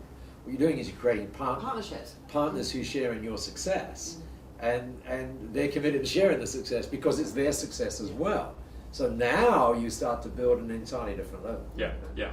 So Jan, on this point of actually when you're kicking something off, and because this is where it gets to, is that the fastest, quickest way to get into flow is find someone already in flow and then be of value to them, obviously. And the key thing is how do you actually, by building trust with the right person, allow that to happen? So could you share the story for everyone about how when you started Wealth Dynamics in Czech Republic, rather than just starting it by saying I'm going to get the site up and get it going and so on, you actually said, right, who is it that could actually already be someone I could go to with a promotion where I'm thinking, how do I help that person make money? And the end result of you doing that. Yeah, sure. So we started, or we launched the Wealth Dynamics profile last year. It was almost exactly this time last year. And it actually came and became accelerated by a partner who was running this big online program, having 1,000 people on the program, and he wanted to initially buy the 1,000 profiles, but then we thought pushing it onto someone is not the greatest idea, but making it available to someone who is entrepreneurial would make a difference. So that's what we basically did. It was adding a value to profile with some free webinars and with some free presentations. Was the additional value to his program, happened to be the biggest program in the country. And then we were able, into that space, made a promotion at a special price for people who already had the trust, who already have received value, who already were doing things. And we had, I think, like 300 profiles sold within 2 weeks. From Yeah. that. It was a limited promotion. Yes. It lasted a week, and then was follow up on a live event of the same person, Yeah. where I showed up and had an hour to share with them, and we had about 300 profiles being just sold from that. Nobody really knew about what it was, but because we were collaborating on those, like you did, different interviews and different webinars with the people who ended up in the Trust Conference. We did a couple of things to introduce me and to introduce Wealth Dynamics, and then people were just going for it. Right. But it was him endorsing you, saying this is one of the most powerful things I've done, and let me introduce Jan, he made a difference to me. And then he offered it to serve his network, so you were Yes. really That's right. contribution to him. So Yeah. it was a win-win for both. Yeah. Yeah, there was actually a prologue to this, and that was that I already made a big difference for him. So Yes. it was not me coming and asking, please, would you Exactly. promote me? Please. No, it was not that way. I made a difference to his team. I made a difference to him personally. So he was willing to back it up, and he was actually asking for it Yeah. Yeah. rather than me Yeah. begging him for Yeah. it. It was a I have an email right here, right now, from someone who's actually involved in promoting a program called The Power of Small that I'm doing in London on the 24th of this month. And the guy says, and he runs an awesome business, doing things like the business show here in London, which has 43,000 people going to the show. And he says, oh my gosh, I'm in contact with my data guy and trying to get this out to more and more people to push it. So, you know, it's like this real partnership thing that is there, which is really cool. This whole idea of partnership, Michelle, I mean, this whole idea that flow leads to flow, it's the key thing is getting in and connecting it. And in a moment, I'm going to go into the measures side of yellow and green and how it looks different. But on the meaning side, which is all about the words and more importantly, the selection of the people. You know, there was that lady who was at the flow consultant session who was one of the top affiliates. And so this is the other thing, is that this is not just about saying, well, what happens when someone doesn't perform? It's actually how do you spot the people who are the good people. You can either go out just hoping someone's a good partner for the next level, or you can say, let's see who's the best people that actually show up for this promotion, then let's go and cherry pick those people to do more with. Do you want to just share what happened there? Yeah, so again, this is where we had new people working with us or partnering with us, and because we've been not just tracking the numbers in terms of like how the bookings are looking from our side, but looking with each affiliate, I've been working with anyone who's at the silver level or above. I've been personally working with on their plan and their strategy, and this lady turned up called Caroline Day. She has a company called Hot Frog Indicator, and they do employee engagement measures within the NHS and councils. She's got a really well-established training business. And so, you know, in the process of discussing the Trust Conference, we get to know each other, we talk about each other's businesses, she takes the profile test, we end up doing a debrief together, she puts me through her employee engagement measure, does a debrief with me, and we see there's some real synergy in our companies and what we're doing. And very quickly she's moving up the ranks and getting bookings, and she had pledged to get 30 and had no idea how she was going to do that. She really didn't, but she said, I'm going to do it, and I said, well then go for it, like, you're going to commit to it. And she literally got on the phones and started calling clients. And she hit her 30 straight away, and I called her up and said, look, we need to upgrade you, put you at the gold level at least, go for 50. She said, I'm going for 50. And I said, what are you going to do to get 50? And she told me about 2 actions she was going to take. She took those 2 actions and she hit 50. So I called her up and said, right, what do you want to do next? She said, well, I want a platinum. I said, they're full. She said, well, what else can I do with you? I said, well, you know, you could get involved actually here in Talent Dynamics at our leadership level. So bypass coming in straight away at the flow consultant or the performance consultant, coming at the leadership level where you can actually take on a license and you can go out and build your training business by finding the flow consultants and training them. And she said, it sounds brilliant. Where do I sign? How do I get started? So that conversation happened because we were experiencing just working together, and I got to see that she was someone I could have instant trust with. And that was the conversation we actually had with each other. We'd never met at this point. And I said, look, I have absolute trust in you because so far everything you said you're going to do, you've done. And you've done it really well. And she said, well, everything you said you were going to do, you've done, and you've done it really well. I said, well, is that a good enough basis and partnership for you to spend £10,000 with me? And the answer was yes. And that was how simple that conversation was when the trust is so high. Yeah. And we literally met for the first time when you were there, when we had all the consultants together, and she came in and she went, wow, aren't you tall? I said, yeah. She said, I'm much taller And than the my answer to that photograph. is yes. Much taller than my photograph. And that was us literally meeting for the first time, and she met with Roger and she said, I'm here for this meeting, Roger, I don't know why I'm here and what you guys are doing, but it's brilliant and I'm on board. And that's her. And her clients had a brilliant day. She called me up and said, thank you so much. They all gave amazing feedback. And because she came in at the leadership level, we gave her an opportunity. We gave all the people at that leadership level an opportunity yesterday at the conference that to be there, that we were going to offer all the clients in the audience a free taster session. The free taster session normally costs £1,000, and 10 people in the company can experience that. And it has an 80% conversion rate. So we know when a consultant runs a taster session, they're very likely to sell a Step 1 program. The problem they've been having is getting in and doing the taster sessions. We got 160 of those yesterday. And we've divided those up all amongst that leadership level category who are going to deliver them. So she's come on board, bought a £10,000 license, which we know gets a return on investment in less than 6 months anyway. Even without this, she's going to get a return on her investment probably within 2 months. Yeah. So I probably will end up taking a master license actually.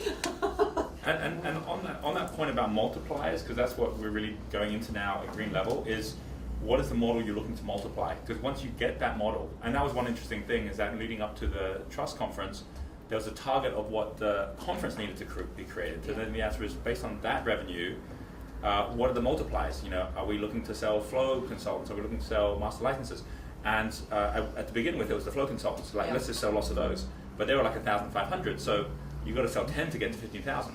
Whereas if you have an FCLH, which is kind of like the license holder for flow consultants, that was like what, 10,000 or something, Yeah. right? So like one person you need to find instead of like 10 people. And the reason that's critical is knowing what your multiplier is, then allows you to focus on what your proven concept needs to be. Because the moment we said, look, let's actually just go get 4 FCLHs instead of 50 flow consultants, we then said, well, how do we make the case that the FCLHs actually is something which is viable, that someone, when they say, I'm putting in 10,000, do I get my return on investment? The answer is they do. Because what you're doing here is you're actually coming back to what I was saying earlier in terms of different types of business. If someone's just basically making a lifestyle decision, they're saying, will this earn me enough money that I will be able to kind of just get an earning on it. But the moment you turn it into an investment decision where you say, put in 10,000 and you're going to get a return on that 10,000 of 20,000, the thinking changes. And so for some people it's like, I don't want to put a charge on what I'm doing, I'd rather just give them some free aspect because of it. But the moment you put a charge on something, especially if it's if it's something that they think has investment value, people will get into that much faster. There's 4 different types. Some of you know this, some of you don't, because I haven't gone through with everyone at Crystal Circle, but at my Wealth Dynamics workshop, which we're starting up again, by the way. We've got our trainer that's happening, which is like remember the Wealth Dynamics weekends I used to do? And I didn't do them anymore because it's too much of my time, but we've actually got now trainers coming in November to get trained up to now do them around the world again, which is kind of cool. Good. But one of the things we go through is the 4 different types of value and how money flows within each one of them faster and faster and faster. And when you know that, you can actually redesign your business, especially at green level, to be much more around products that are at the faster flows. If we go through what those 4 external values are, which is basically how all money flows as one of 4 ways, all right? Basically, you have got 2 values which are called retail values, where people are actually spending money on things in which the money is spent. They're not going to get the money back, but where they end up with some kind of product, all right? So you have one which is things that fulfill a need, so like buying food or taking a taxi. In fact, taking a bus is fulfilling the same need. You're still getting from A to B, but it fulfills a need. And there are basic needs that we all need that we're going to basically pay as little as possible to get those needs fulfilled, right? So these are commodities. Then you have things that fulfills a want, which is like a desire for something. So you may need to get from A to B, but you may desire to get there in a Ferrari. Right? And the difference is you're willing to pay a lot more for something that you desire, because now you're into kind of a consumer, it's no longer a commodity, it's now a consumer good, it's something that actually has a premium to it. Why is that important? Because as long as you fulfill a need like coaching, it's like, I need coaching for my business, you're going to be fighting with everyone else for that same thing. But the moment you create a niche, right, which is like the #1 coach for women entrepreneurs in the south of Perth, well then all of a sudden you actually create desire where you are unique and people are willing to pay more for you because of that. So a lot of people move between these 2 without realizing that these are only 5% of all the money flow in the world. Out of $3 trillion every day, only 5, now it's the visible stuff. It's like you walk down the high street, buy a pair of shoes, retail value. Kind of go buy some lunch, retail value. But the majority of all the money in the world actually flows through totally different, it's under the surface, you don't even see it. It's these 2 things which are wholesale value. Much more money flows through wholesale than retail. And you don't see it because this is not about money spent, it's about money invested. The people flowing this money expect to get a return on that money. So for example, if you are doing something like a license and you're now saying, right, you pay 10,000, you put in your time and effort, and you'll make 20,000 out of it, you're now talking about number 3, something called component value. It's like Microsoft didn't make all this money by saying, I hope I can sell some software to the public and the public will see it as money spent. They've gone to the PC manufacturers and said, hey, put our software into your PC. It's now a component in your PC, and with our software, which you'll pay $20 for, you can now charge $100 more for it. They'll go, that's a good return on investment. They'll put in the 20, they'll get out 100. So as a result, component is when we actually connect with somebody else. All the partnerships we're talking about, we're actually talking about component value here. You're going to them and you're saying, hey, let's do something together where you can use some of what I do. Wealth Dynamics is component value largely. Someone can go and do it for themselves, but many more people buy it and then package it with their own stuff and then sell it on. And we designed it that way so that we actually have something which we can actually grow far easier, right? Component value, the next one, number 4, is investment value. And these are the top and bottom of the wealth dynamic square. Component is based on innovation. You need to kind of like combine it with something else. Whereas investment is based on timing. You don't have to combine it with anything. So like just buying a property and holding onto it when the market goes up, or buying a share and holding onto as market goes up, is investment value. So the entire investment markets, even currencies, commodities, all investment markets is all down here where all this money flows, and everyone who's putting the $1 million in for a house wouldn't dream of putting $1,000 into a meal. Now, so why is it that there are certain things like artwork or like wine that have become investment vehicles? It's because that way they can up the dollars here and they can become collector items, and they've designed it in a way that it's not just for drinking, it's for collecting, and you can sell it for more. So you can always do that with elements of your business and with the business itself. The fundamental here is to know what, if you've got something at the moment where you're chasing it here, thinking, why can't I find partnerships? These don't create partnerships. These always create partnerships. So let's just go through something like, let me just give you 2 examples of what I'm sharing in terms of the measures now of saying, well, I've got a business and I'm at yellow level and I'm kind of stuck at yellow level because I'm kind of like running around trying to sell something up here. How do I turn this into something which is more now more now investment value, which means other people want to come and play. Wholesale value, so other people kind of say, I want to buy into this and be part of it as well. And the key thing is to see that within our idea of measure, everything comes down to this triangle. Remember, established triangle, the problem is 2/3 solved. To sum up, because I don't want to kind of like jump without seeing the divide here. I said in the first half, we would go through meaning. What we're doing here in meaning, to sum up, is that the language of green is different from the language of yellow. The language of yellow is how do I make money? How do I do things? The language of green is how do I help other people make money? How do I get them to do things? And so yellow is willpower, is solar plexus, is kind of like what will I do? Whereas green is heart chakra, which is basically like how do I help you? It's the opposite. And so, and of course you actually can make a lot more money doing this way, because if you've got like 100 people out there and they're all making more than you, but you're still making 20% of it, you're still making a whole lot more than if you're trying to do it all yourself, okay? And so from here, you then go through basically the languaging of why we don't get things done. This is all around me. No one as good as me. That's about me thinking about me. I can't afford good people. It's about comparing people to me. I can't afford the time. I'm comparing everything to my time. When you actually say, well, I'm going to project it out to, I've actually got a people plan and company brand, which is something that doesn't even require me. I've actually got a business model and a product plan, which means that, of course, I can afford other good people because it's built into it. And then in terms of time, I've actually got my own time designed that I'm doing what I want to do within here as part of the team. And this is the big, myth of going out and being our own boss. And I've said this before, that on this side, we get trapped because we think the game of entrepreneurship is to be our own boss, without realizing the worst kiss of death you can have is to be your own boss. It's true, right? Because you just made the one person that can't hold you accountable your boss in the whole world. Anyone else can make you accountable, but you can't make yourself accountable because you can't report to yourself in a way that doesn't create a feedback loop, right? So the real game here is not how can I be my own boss. The real game is how can I choose my boss. How can I choose my boss? So if I'm doing anything, I'm thinking, who do I want to be the boss of that such that they're the boss of me? Right? If that's going to work, then I'm willing to say to them, yes, you tell me what you need, and as long as it's in my time frame and what I'll do, I will do that for you, but you hold me account to that. Then I end up with different people holding me to account for different things, and then I can get things done, and more importantly, they can get things done, right? So when we go through the difference in language, which is what we're talking about here, everything changes because everyone you're talking about not from how they're going to help you, it's how you're both going to help something else. There's a cause outside of yourself that you are shining a light onto. And all of this here, which is the dance that we go through, allows you to measure every one of those aspects as you go, so you can get other people coming into play, and you can thread one into another. So I went through how you thread into delivery again and again, and in fact, we are at a point now where with certain things, we shift it based on whether it's a yellow level or green level business. What I mean by that is, for example, a yellow level business would be something like, a yellow level project would be something like Wealth Dynamics Masters, where we charge quite a lot of money for someone to spend a week. Actually, not that much. What is it, like £3,400 it was. Was that? That's like what, $5,000 for a week, right? So $5,000 for a week, and that is a yellow level value because it's kind of like I'm going to show up, I'm going to be there, I'm going to have the mentors there. It's my time. Whereas iLab is green level. Green level, which is kind of like how do we actually like make it something where people will make their own decision, where they can pay in a different way to come when they want to come, and where you don't have to really sell anything because they're just going to come in when they come in. And that's also $5,000, but it's for a whole month. But I'm not really involved in that. But we've got a team that's involved.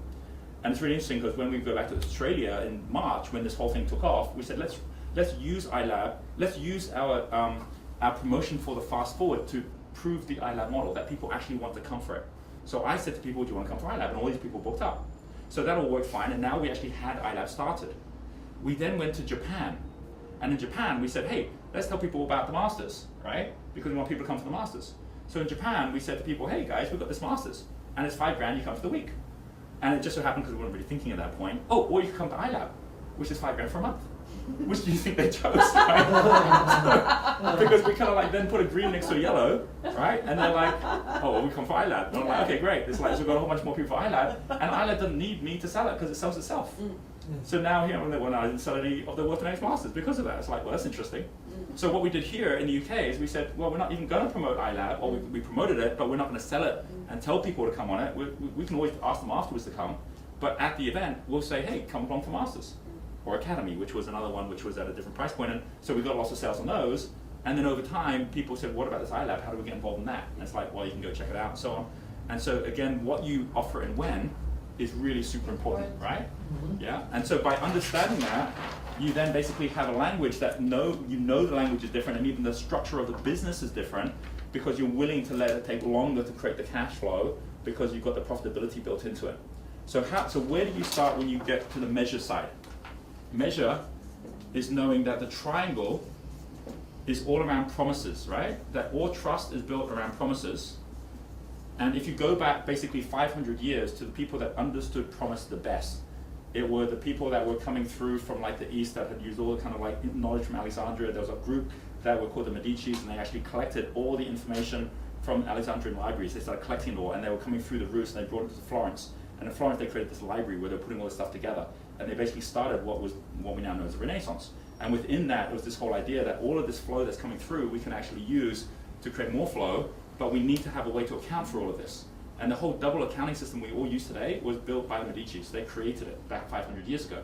And the way they looked at it is they said, well, as long as we know that one promise here will affect another promise there, then we can start managing and shifting it so that we actually can all know at any one point exactly where we're at or how we can leverage cash coming in, cash going out. So basically the way they did it was they said there's going to be one thing we're going to have, which is keeping an account about promises made, right? So for example, if I say to Michelle, I'll pay you $1 million, right? So now I haven't actually physically paid Michelle $1 million yet, but now I'm in debt to Michelle for $1 million. And Michelle can put on her balance sheet. So promises made on your balance sheet. Later. Yeah. So it would now show on my balance sheet that I have a liability to Michelle for $1 million. It will show on her balance sheet that she now has an asset, which is my debt to her for $1 million. Okay? You might want to put the word sheet after the S there, Roger, because some people might have a connotation around. Yes, okay. There you go. Well, So some promises made are really so that's the balance yes. sheet, right? And then from promises made, you then have the second thing, which is if now I end up having, if I now pay the $1 million, right? What then happens is cash now moves. So this is promises paid. Okay, so some promises will be paid, some promises will be unpaid. As long as it's unpaid, it stays on the balance sheet. The moment it's paid, it comes off the balance sheet and it's shows on cash, right? So promises paid is your cash flow. At yellow level, this is the only thing we're focusing at. We're not even realizing we can make other promises, or we could actually create other promises that actually just magic up cash. So we're just running around trying to get cash. And that's why we get stuck here. So this is cash flow. And then the third thing, which is one of the biggest areas where you can actually then transform your cash flow, is the fact that, you know, if I said to Michelle, okay, Michelle, look, like, I'm going to give you $1 million, but I need $1 million of services from you. I want $1 million of Talent Dynamics profile tests, right? So she now gives me $1 million of profile tests, right? And I've now got those. Well, effectively, she's now delivering to me those, and I could actually say on my side that in terms of what's delivered at the moment, which is on this side promises delivered, she has delivered $1 million of value to me. I can even go out and sell that if I want to, and I might not even have paid it for it yet, right? So promises delivered is your P&L. It's like what you're actually delivering. So why is this so important?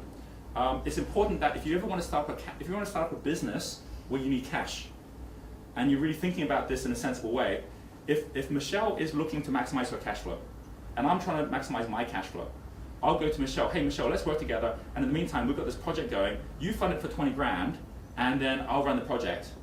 From Michelle's point of view, she's like, I'm trying to get cash. The last thing I want to do is give you cash. So as a result of that, she's not going to give me the cash, and we're both stuck. We're both at yellow level. If on the other hand, Michelle's at green level, and the example I often give on this is one which was when I was starting off and I was really looking for cash with my publishing business, and I was looking at the printer, and I was saying to the printer, geez, you know what, I'm getting all these print quotes in, but what I really need is cash. And so if the printer gave me like 6 months to pay, that would give me 6 months of cash.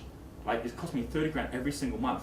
So if I could figure out a way that I could find one printer that's actually willing to like give me 6 months in order to pay, then I'm going to save myself $180,000. If on the other hand, I can also find companies that are willing to pay upfront for a year for advertising. So it's costing like $1,000 a month, but if I could find out a way that I could actually get a full year's worth, I'm getting that cash up front. So what's the one thing I can trade in order for me to encourage both of them to give me cash? It's profit. I will trade my profit for cash. I will look for green level businesses where, and I did this, I went to the printers and I said, guys, like if I can, so rather than actually getting quotes from everybody, and everyone who's giving you quotes, you're just taking it based on what the cost is. I went to the ones with quotes and I went back to the biggest companies that I knew were the biggest, and I said to them, would you be willing to increase your invoice to me by 5 to 10%? And they were like, why on earth would we do that? That means you're paying for more. I said, yeah, because what I need is I need cash. So if you're willing to actually increase how much I pay for what you do by like 5%, and then you give me 6 months credit, right? Then I'm happy to do business with you. And they do the numbers and they think we've got money sitting in the bank right now. We need the profit. He's about to double our profit, so we're going to make 10% on it anyway. He's going to add that extra 5. Okay, so sure, we'll do that. And effectively, they become my banker. But as a result, I now get the 180. With the customers, I said to them, look, at the moment, here's how much you're paying $1,000 per ad all the way through the year. What if I could give you a deal where if you're one of the first 20 who come on board, it's not $1,000, it's only $500. Would you be excited by that? Yeah, I'll totally be excited by that. Okay, well then book up for a year, give it a go for a year, work with me with these 20 companies. You get a chance to be in the inside to actually help me with this publication, but you've got to pay for that up front. So now they're going to pay 500 times 12, which means I only get half the price, but I'm getting 6 grand up front. And so straight away I get all this cash coming in as well. So whenever I'm starting a new business, I'm looking to cash flow the business from my customers and from my suppliers. And if they aren't willing to do that, it means they don't really believe in me in the business anyway, so I probably shouldn't do it. So too often we go out looking for friends and family to give us money, and then they don't know if it's going to be a good idea or not. That's a crucial point. Yeah, but if you've got actual suppliers and customers who know the market, and they're going, we're willing to bet on you on this, you've now basically not only got the money, you've also got the market intelligence that you're on the right track. So this is about knowing that you can set up a yellow level business where you are trading your profit for cash by going to someone who is at green level, who is more interested in trading their cash for more profit, right? And then you can always get more cash. You can always say, okay, I'm making a promise to you, big promise, but give me longer to deliver on that promise. And as a result, obviously that affects your cash flow, right? So every one of these two will affect something else. Okay, so now I'll give you a different example, which is when you've got something that's growing fast, right? So something like, for example, what we just did with the Green School, where we went out and raised $500,000, we're about to raise another $3 million. That's when we said, you know what, this is where we're a green level business. We want to get to green. Oh, by the way, this works the other way around as well, okay? It works the other way around as well, where you can say, if I want to increase my profit on the green side, I want to get more profitability. The question is, who can I find that's yellow level now, where the person on the yellow level is willing to give me more profit because I'm going to give them more cash. So for example, you get someone who's going to do your website for you, and you say, right, I can pay you up front for the whole thing, right? Or I can pay you this much of the whole thing, provided that you actually are going to roll through in this way, and they're going, well, I'd rather have the cash. So great, give me the cash and I'll come on board, right? So you can always find a way that someone's looking for the cash if you've got the cash and you're in that point. So there's a crossing point when you go over, when you're looking for increased profitability. So in a sense, Bernadette is playing this kind of, I mean, am I right, or is that like a Kickstarter model right there? Yeah, so if you take something like a yellow level where you're basically looking just for the cash, that's a straight Kickstarter model where people are just putting the money in because they like your idea, right? But if she was to do a deal with, let's say, for example, Singapore Post, where Singapore Post is green level, they're not really worried about the cash flow. They're much more worried about whether or not they're going to increase their profit and do a good job there. She has an ability to do something with them where they may, which they are, they're actually saying, we'll sponsor you, we'll give you some money, right? In order for us to actually get more business coming in as well, right? So always go look for people with the cash who are looking to make profit and find out the motives of what you can do to help solve their problem, and then the cash is always there for you, okay? Similarly, that if I went to the people who are infrared, trying to get them to give me lots of cash, I just create a problem for myself. But if I have a high level product that people are willing to pay the cash for because they're going to get the return, and then I can actually show them that that really is a good return they're going to get by being part of it, then people are happy to give the money up front. And then as a result of that, you then can generate that cash too. So I'll have some things that will generate cash for me. I'll have other things where I don't worry about the cash until later because it's an asset-based business, right? So something like a green level, this is kind of like final part I want to say on this, you can have a green level like you're saying, you know, I want to create profit, and I've got basically someone at blue level where they're not actually, I'm looking to create profit, and I could be looking to actually build some cash in there as well, because I'm going to get, but another word for cash is not really cash, it's capital, you know, because it's not like you need the cash because you're going to spend it, you need the capital because you're going to actually secure against it, or you're going to do something. So when you're raising funds, for example, you're really looking for capital, right? And that can be in the form of resources as well as in money. And the people with the capital are the people at blue level. They've got the capital. What they're looking for is they're looking for a return on investment. And they're also looking to minimize their risk. So at this point, instead of the green level saying, well, I'll just go to someone who's a yellow and kind of like get them to give me more profit and I'll give them cash. On this level, it's like, you know what, I want to build my capital up. And in order for me to build my capital up, I need to show a story that in the future, the blue level will look back and say, I can see this return on investment and there's also minimal risk. So how do we do that with something like the Green School? What we did was we said, okay, we're actually setting up a new business that has got guaranteed cash flow because we've got license fees coming into it. And because the license fees are coming in, it's minimizing your risk. You're going to get your money back. Yeah. And don't worry about how much profit we're making. When you give us your money, you're going to get 10% return on that investment. So they can make a decision on what their investment return is going to be and whether or not that's risky or not. They can then make a decision whether they're going to give us the money. Then we then end up with the capital, and they end up with the return, right? And what are we giving up for that? What we're giving up is we're giving up some of our profit because that profit turns into their return. But what they're giving to us is that capital. Are they actually losing that capital? No, it's investment value. So they're actually still having that capital on their books. And why that's important is that if you're basically looking at moving from yellow to blue, step number one is to know that one of the easiest ways to do it is as you're starting to set up a green level business. Like I was saying earlier, a green level business, starting from a yellow level business is really difficult to kind of turn a bicycle into a Formula One car. But building a Formula One car is much easier, and you don't want to just have a green level business where you're thinking it's going to take longer for me to create the cash flow, or this thing takes longer. Something like, you know, Prince Charles with his crackers, you know, he can afford to go 18 months testing 100 different types of crackers because he's crackers. No, because because he's got cash coming in already, right? That's right. He's not dependent on it. He's not dependent on it. So what is really key is if you really want to have a green level business, you can start by having your own personal holding company, right? Think about it as a holding company, or another way of your personal company, which is a yellow level business, right? Like you're paying yourself from this yellow level business. You could be doing coaching or training, whatever it is that's creating yellow level here. And then the green level business is owned by the yellow level business, right? And then this one then can grow, and effectively you don't have to create cash flow that much to begin with because you're building it the way you want to build it while this is happening. You get to a point when you basically have mastered green where your holding company goes from being yellow level to being blue level. Yeah. So like Virgin Co, right? Where you're actually now measuring not like, is it giving me all the cash I need with my time?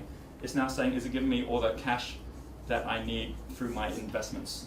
Because green now gives me enough money, right? Whereas here, you know, I will be generating some cash, which basically I will minimize my tax on, minimize my profit, because I'm not looking to sell this one. This is my company. But this one I want to maximize profit so that I can actually end up selling if I need to, or sell shares in it if I want to. But as I get better at doing this and I earn the right, this then will generate enough in dividends and profits to me that it creates the cash flow that I need. And more importantly, I've now got assets up here, including my companies, that are also generating cash flow for me. And that's the reason that Richard Branson has Virgin Group, which is a personal holding company, which is in the British Virgin Islands. Then he's got multiple businesses at green level that he can buy and sell and do whatever he wants with, right? So that's a fundamental key, is knowing that this is about, at any point you can have as much cash flow as you want as long as you're being smart about it and knowing where you're going for the cash and what you're trading against it to get it. So this is the measure side, but I wanted to share that because I think it's like really critical. Let me ask you a question, Yes. and this might be a good yeah. We're in our last 5 minutes, so what we'll do is we'll take the questions and then also just kind of any key distinctions from here. Two distinctions. The other day you said you don't have to know all the steps, you just need to know the next step. Yes. And then something else that we do is we talk about the power of any idea is in its implementation, right? So it's not, oh wow, this is a big idea. It always will stay a big idea unless you implement. So putting together those two things Yeah. with the people joining us now, what would you say to them is either the mindset or alternatively the first action Yeah. that they can take to get from one to the other? Absolutely. Okay, so one critical thing about this call is this is our like Epic Enterprise call. This is like one thing that you can come back to again and again all the way through the year to continue to give you the context of the journey. But on each of our other calls, obviously what we're always doing is making sure everyone is at exactly the right step for the next step they need to take, right? That's the key thing. So for example, if you go back for we heard Kieran earlier talk about okay, I've got like the brand going, and now I'm kind of like, how do I do more promotions? That's specifically the third step here, which is monetize your moment he's talking about. Like that's specifically the step that he needs to be focusing at right now, rather than going out and starting to build new things and all the rest of it, right? I mean, some of you will already say, hey, that's something I can easily do, but for him, it's definitely here. He's not yet at this level here, right? So that monetize your moment is critical at yellow level in order to actually start going green, because you still got to master that, and that's doing naturally, right? In the same way that each of you did that as well. For Bernadette, it's the same thing at this point. She's got her first one going, she's still working at this one here, right? So while she's working at this one here, and they're saying, right, how am I working this in such a way that I'm thinking about this one, that also is her one. But there'll be people on this call that are actually still at the branding side and building this before they move on, and it's always about being at whatever level you're at as you're moving forward to the next step. Yeah. I think it comes down to the vision and the transition, because it's not like either or. You're either doing one or you're doing the other. You can plan in 6 months to have the green level business set up, like you did, right? Yeah. And then in between have a transition and run promotions, yellow level things that will get you there, because I found myself it's sometimes difficult to do both of those levels at the same time. Yeah. You feel bound to one, Yeah. and then you feel not really ready to do the next one, and you're kind of stuck in the middle. You're not doing the one properly and the other either. So that's what I really got from the early conversation that we had. Yes. Not trying to kind of ride the bike and also Right. ride the car Right. at the same time. But You this construct the is, car yeah. and you ride the bike meanwhile. But this is the really critical thing in knowing that as you are doing any kind of transition, remember always what's your Clark Kent time, what's your Superman time.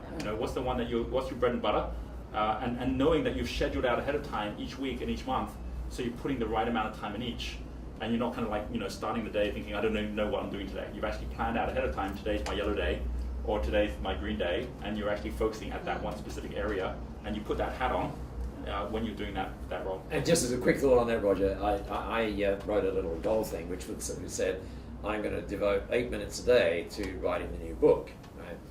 And guess what? It actually didn't happen until I said, at 8 minutes past 8 every day, I'm going to devote 8 minutes. You know what I'm saying? So it really is, I think, an understanding that you can actually not just try and create time, but actually lock in that time. It's Yeah. not, do you know what I'm saying? It's a Yeah. very specific time, Yeah. or as you said, Yeah. a very specific day. That's right. In order to do that, and then to get the leverage that you get from that is enormous. Yeah. Now, one thing really important to also get about this, and this is a different conversation, but a really critical one, on how you design your day, is understanding your sweet spot. So for example, my dynamo sweet spot is 3 to 4 hours. That's my dynamo sweet spot. If I only spend maybe like 10 minutes on dynamo, I can't even get into it. No, I guess. But if I get like 3 to 4 hours, I can. But my steel sweet spot is like 15 minutes. Like my steel sweet spot, if I sit down for 15 minutes to go through some numbers, and Otherwise it gets hard, right? And the way I do my numbers, for example, is I don't sit and just look at spreadsheets. I basically say, I'm going to take a spreadsheet, I'm going to take a piece of paper, and I'm going to write down what this means to me. And I turn it into a dynamo, right? I turn it into a graphic where I'm like, okay, that number means to me this, right? And I'll write that means to me this. And after 10 minutes, I'm done. It means everything it means to me. And I've got any questions I've got, and I can then move on. If I had to sit with numbers for like 3 hours, it just. No, that's cool. And then That's if a bitter spot. Yeah. Now my blaze is going to be 1 to 2 hours, right? If I get into phone calls and stuff like that, then 1 or 2 hours I'm in my flow, right? But if I have to go for 3 hours, I actually get exhausted. Yeah. Okay. So again, just being really clear that depending on your profile, your sweet spot will be much larger for whatever your number one frequency is. That's so and cool. it'll get less and less and less for others. You got to design your day to be aware of that as well. That's so cool. Yeah. And which day of the week you do it on. Yeah, yeah. Like, if I don't get my still stuff done on a Monday, ain't gonna Yeah. happen. Exactly, But exactly. if I sit down on a Monday, I can rock straight through it all. Yes. Like, I know Monday, that's what it's all about. So Yeah. I turn the phone off. I'm quite miserable to everybody, and Yeah. that's it. I'm She's like, in the don't studio. Let me bother just make it up. Look Never at my- call Michelle on a This Monday. is my still face. But you're actually, you're not communicating through phone, you're communicating through email, right? Yeah. No, but she's in the mood. Yeah. No, And that's what good. what I'm also taking away, before I always had is like, it's either this or you this, you know, like the spectrum. Either you level and then you all green, and I felt always torn.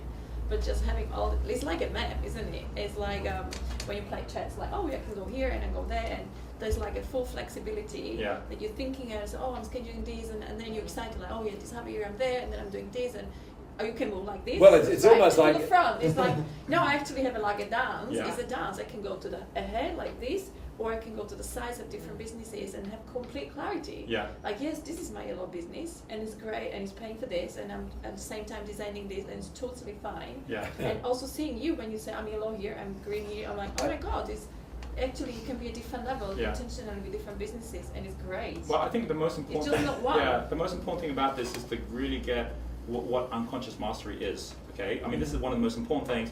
Unconscious mastery is two things. The first one is the element that you've actually systematized something. So, for example, infrared level, measure your money. There's one person who is on this call right now, and you know who you are because I saw yesterday. And he basically, when I met with him, he hadn't done some of the things that he said he was going to do in terms of blue level stuff. And he's like, yeah, it's probably because I went back into infrared, so I'm not really thinking straight anymore. And I'm like, well, why did you go back into infrared? And he goes, well, I just stopped making money. And I'm like, but that's like a pilot just deciding not to kind of check they got fuel before they take off. You still got to do the basics, even though you get more. In fact, Yeah. all the more reason to do the basics. Yeah. Like, pin yourself in when you're climbing the mountain. It's not like, hey, I'm at 2,000 meters now, so like I'm not going to bother about it anymore. It's like there's even more reason to now pin yourself in than ever. Yeah. So you say, well, how do you do that? Number one, you have an automated way to do it. But if I just automated my numbers, that would be wrong because it means I'm not actually still in it. So the second way is just the unconscious checking in that I just know every Monday in the morning I'm just checking in where it's at, and that's something which as you get into more habits that gets created. But that's the most important thing about the levels. It's like I was watching some like guitar player, and this is this really cool thing where he had that recording thing with his foot, his pedal, and he just played a bit of something, and then he kind of clicked on it, and then that was just playing over, and then he played another bit, and then that clicked, and he ended up with like all these different sounds and stuff going on, and he was playing the entire orchestra. But the bottom line was he had automated pieces, but he's still tracking where they're at, and he's keeping rhythm with them all as well. So that's why I was saying with the juggling thing, if you can't juggle with one board, don't try two. But if you do two, you do three, then you do four, and you have all the levels going.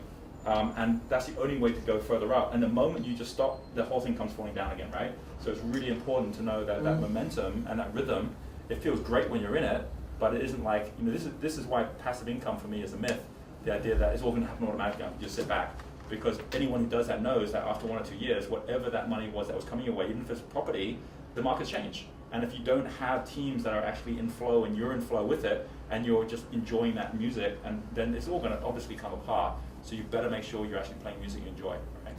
Okay, so let's just go around because we didn't have any other questions that came in right now. But if anyone wants to post any comments or questions, please do that. But let's just finish with everyone just doing whatever's kind of like biggest thing that's shown up from this call for you. Jan, why don't you start? Should we pass the microphone as well? Let's do that. That's a good idea. That's true. Yes. I forgot you guys have the Pass the parcel. Now, for me, it's really simple because I realize I'm trying to turn a bike into a Formula One racing machine, and the only thing that is happening is that kind of I'm pedaling faster. I mean, that's the formula, right?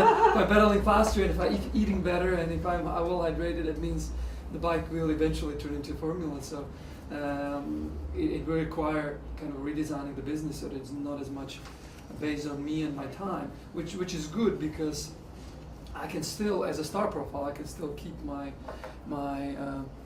brand and have it really anchored, but have every business or start with the first business expressing myself and be not dependent on me. So that actually was one of the takeaways yesterday, and today just solidified when I saw it again. This is what I was really getting into. Cool. Awesome. So Cool. that's a big Awesome. thing. Bella. Yeah, it was seeing that you can be a defender with this is a yellow project, this is a green project. So I'm really clear. Like for example, at the moment my individual coaching is a yellow and it's great. and Global Institute for Extreme Women is an enterprise, it's a green level, and there is a scheme of schedules. And what I really liked, when we're launching the curriculum and serving women all around the world, is there's one promotion, and inside it is unlocking the new one. Yeah, exactly. Because I always thought the schedule is like, oh yeah, this is this one, and then this finishes and this starts, but actually is a promotion inside which another one's unlocking and is unlocking, And the other, you see, it's yeah, just like and, this. yeah, and the other It's thing not is finished. exactly in the same Yeah. way you have different levels in terms of businesses, you have different levels in terms of promotions. Yeah. So I know I use the example, for example, of Richard Branson making $100 million because he's got all these advanced orders, but that's actually a blue level promotion because it's not like he's actually using any of the money. He's put it on deposit, he's not even touching it, he's using that to build the business. And the key, and he's not even using it for operating costs. He's actually just got it there as extra money because he can afford to do that at that level, at blue level. But if he needed extra money, like he was like, I want some extra cash here. He was talking to us about that. The way he does that is he actually rents out Necker Island, and that cash is his personally. So he's doing little yellow level projects for like 15,000 at a time, while his businesses are doing billions. But he's only taking out so much from the businesses, right? So it's really clear to know that if you need extra cash, sometimes it's not trying to push your current business to make the extra cash. It's just doing something over here that makes the cash easier. That's a yellow level project while you're trying to build this into green, for example. Yeah. And understanding what the promotion is about to generate cash, or is it this, and kind of Right. whole schedule. Yeah. So That being that's clear what I on really intent. got is distinction for the GFU to design it that way that it works and it flows and one unlocks the other one. Right, got it. Yeah. Cool. Paul, what would you share and what would you say to everyone who's listening in terms of kind of key words of wisdom? Well, thank you for saying there might be wisdom. I hope they are. So perspective is looking at a thing from a place where you're not, right? And for me, it's that whole distinction that if you're right at the front, I mean, the last thing we did is really crucial, I think. That for me, I just go, oh yeah, all I need to do is segment the day more. Put on a different set of clothes. Like, Yes. I was playing tennis at this point, I'm going to Yeah. put on a different set of clothes, right? Yeah, and go to a particular different place. Exactly, Yeah. and go to a different place, right? So I think that's important, but I'm also aware that the last thing we talk about is usually the thing that you lock onto. But coming back to the first thing, is to recognize the kind of game you're playing from just looking at the activity you're doing. So if, for example, it's all depending on you, it's so easy to get sucked into that, Yep. right? It's so easy. Yeah. And not to be able to schedule the time to say, hang on, how do I change that? Yeah. And so given that you don't all need to know every step, you just need to know the next step. Yeah. The next step might be, okay, but step back, put on a different set of clothes, design the business, which Yeah. is what you were talking about, and then know exactly where you're going to go, Yeah. and then spend the time to create that. Yeah. It's. Yeah. I'm really glad I'm in London. That's today. cool. That's great. That's great. That's great. And on that point, one of the worst things that some people do, if you haven't had the experience of like blue level or green level even, is you sit down at yellow level thinking, how do I do green level? Well, if you haven't been to green level, you're the wrong person to ask. So, Yes, exactly. So get with someone who's at green level, who's willing to spend some time with you, where you can be of value to them too. And you're always going to find people at green level are actually looking for yellow level for exactly this reason, to work with anyway, and know why they're of value to you now, because you can help them make more profit. They don't need more cash flow. In fact, they might even give you cash if you help them make more profit. So by understanding that allows you to actually say, well, I need some of your time as well. I'm putting the promotion together. How would you want us to be doing this? And you get them to actually say, well, here's how I've done it before. And so you're learning, and same with blue level. I've learned all my blue, not by just kind of like trying to imagine it up, but spending time with blue level people and like saying, how would we do this project? And they've already got the answers to it. So, yeah. Yeah, exactly. Michelle? Well, I was going to pretty much say that actually. But I'm going to share something else as well, because I think, like, I really empathise with what you were saying there about trying to get your bicycle to become a Formula One. I think a lot of people on the call are probably thinking that and still going, oh, that's all well and good and you've done it, but how do I do it? And you still put yourself in that space, and I did that enough times. And started Talent Dynamics out without even a wheel for the bicycle, and it was like, okay, where does one even begin this? And you do. You start a business, don't you? And it's just nothing at that point, and You're you can carrying start the from bicycle, somewhere. right? Yes, Pile of that's right. parts. I just got a pump and like my bottle of water, and you sort of go on this journey, and like there's a lot of entrepreneurs I meet who have a vision and a desire to build something really big, like to build a really big business. Not everyone does. Some people are really happy with the business they've got, but there's a lot of people who really want to build it. And you see them going off and trying all these different things, and you see things working and not working. And what is really amazing about this is being able to follow this as a conscious tool while you're actually building your bicycle. And I remember spending so long at bright yellow, it was driving me nuts, right? It was driving me nuts, and I kept like trying to play this green game, and it was just bright yellow, bright yellow, bright yellow.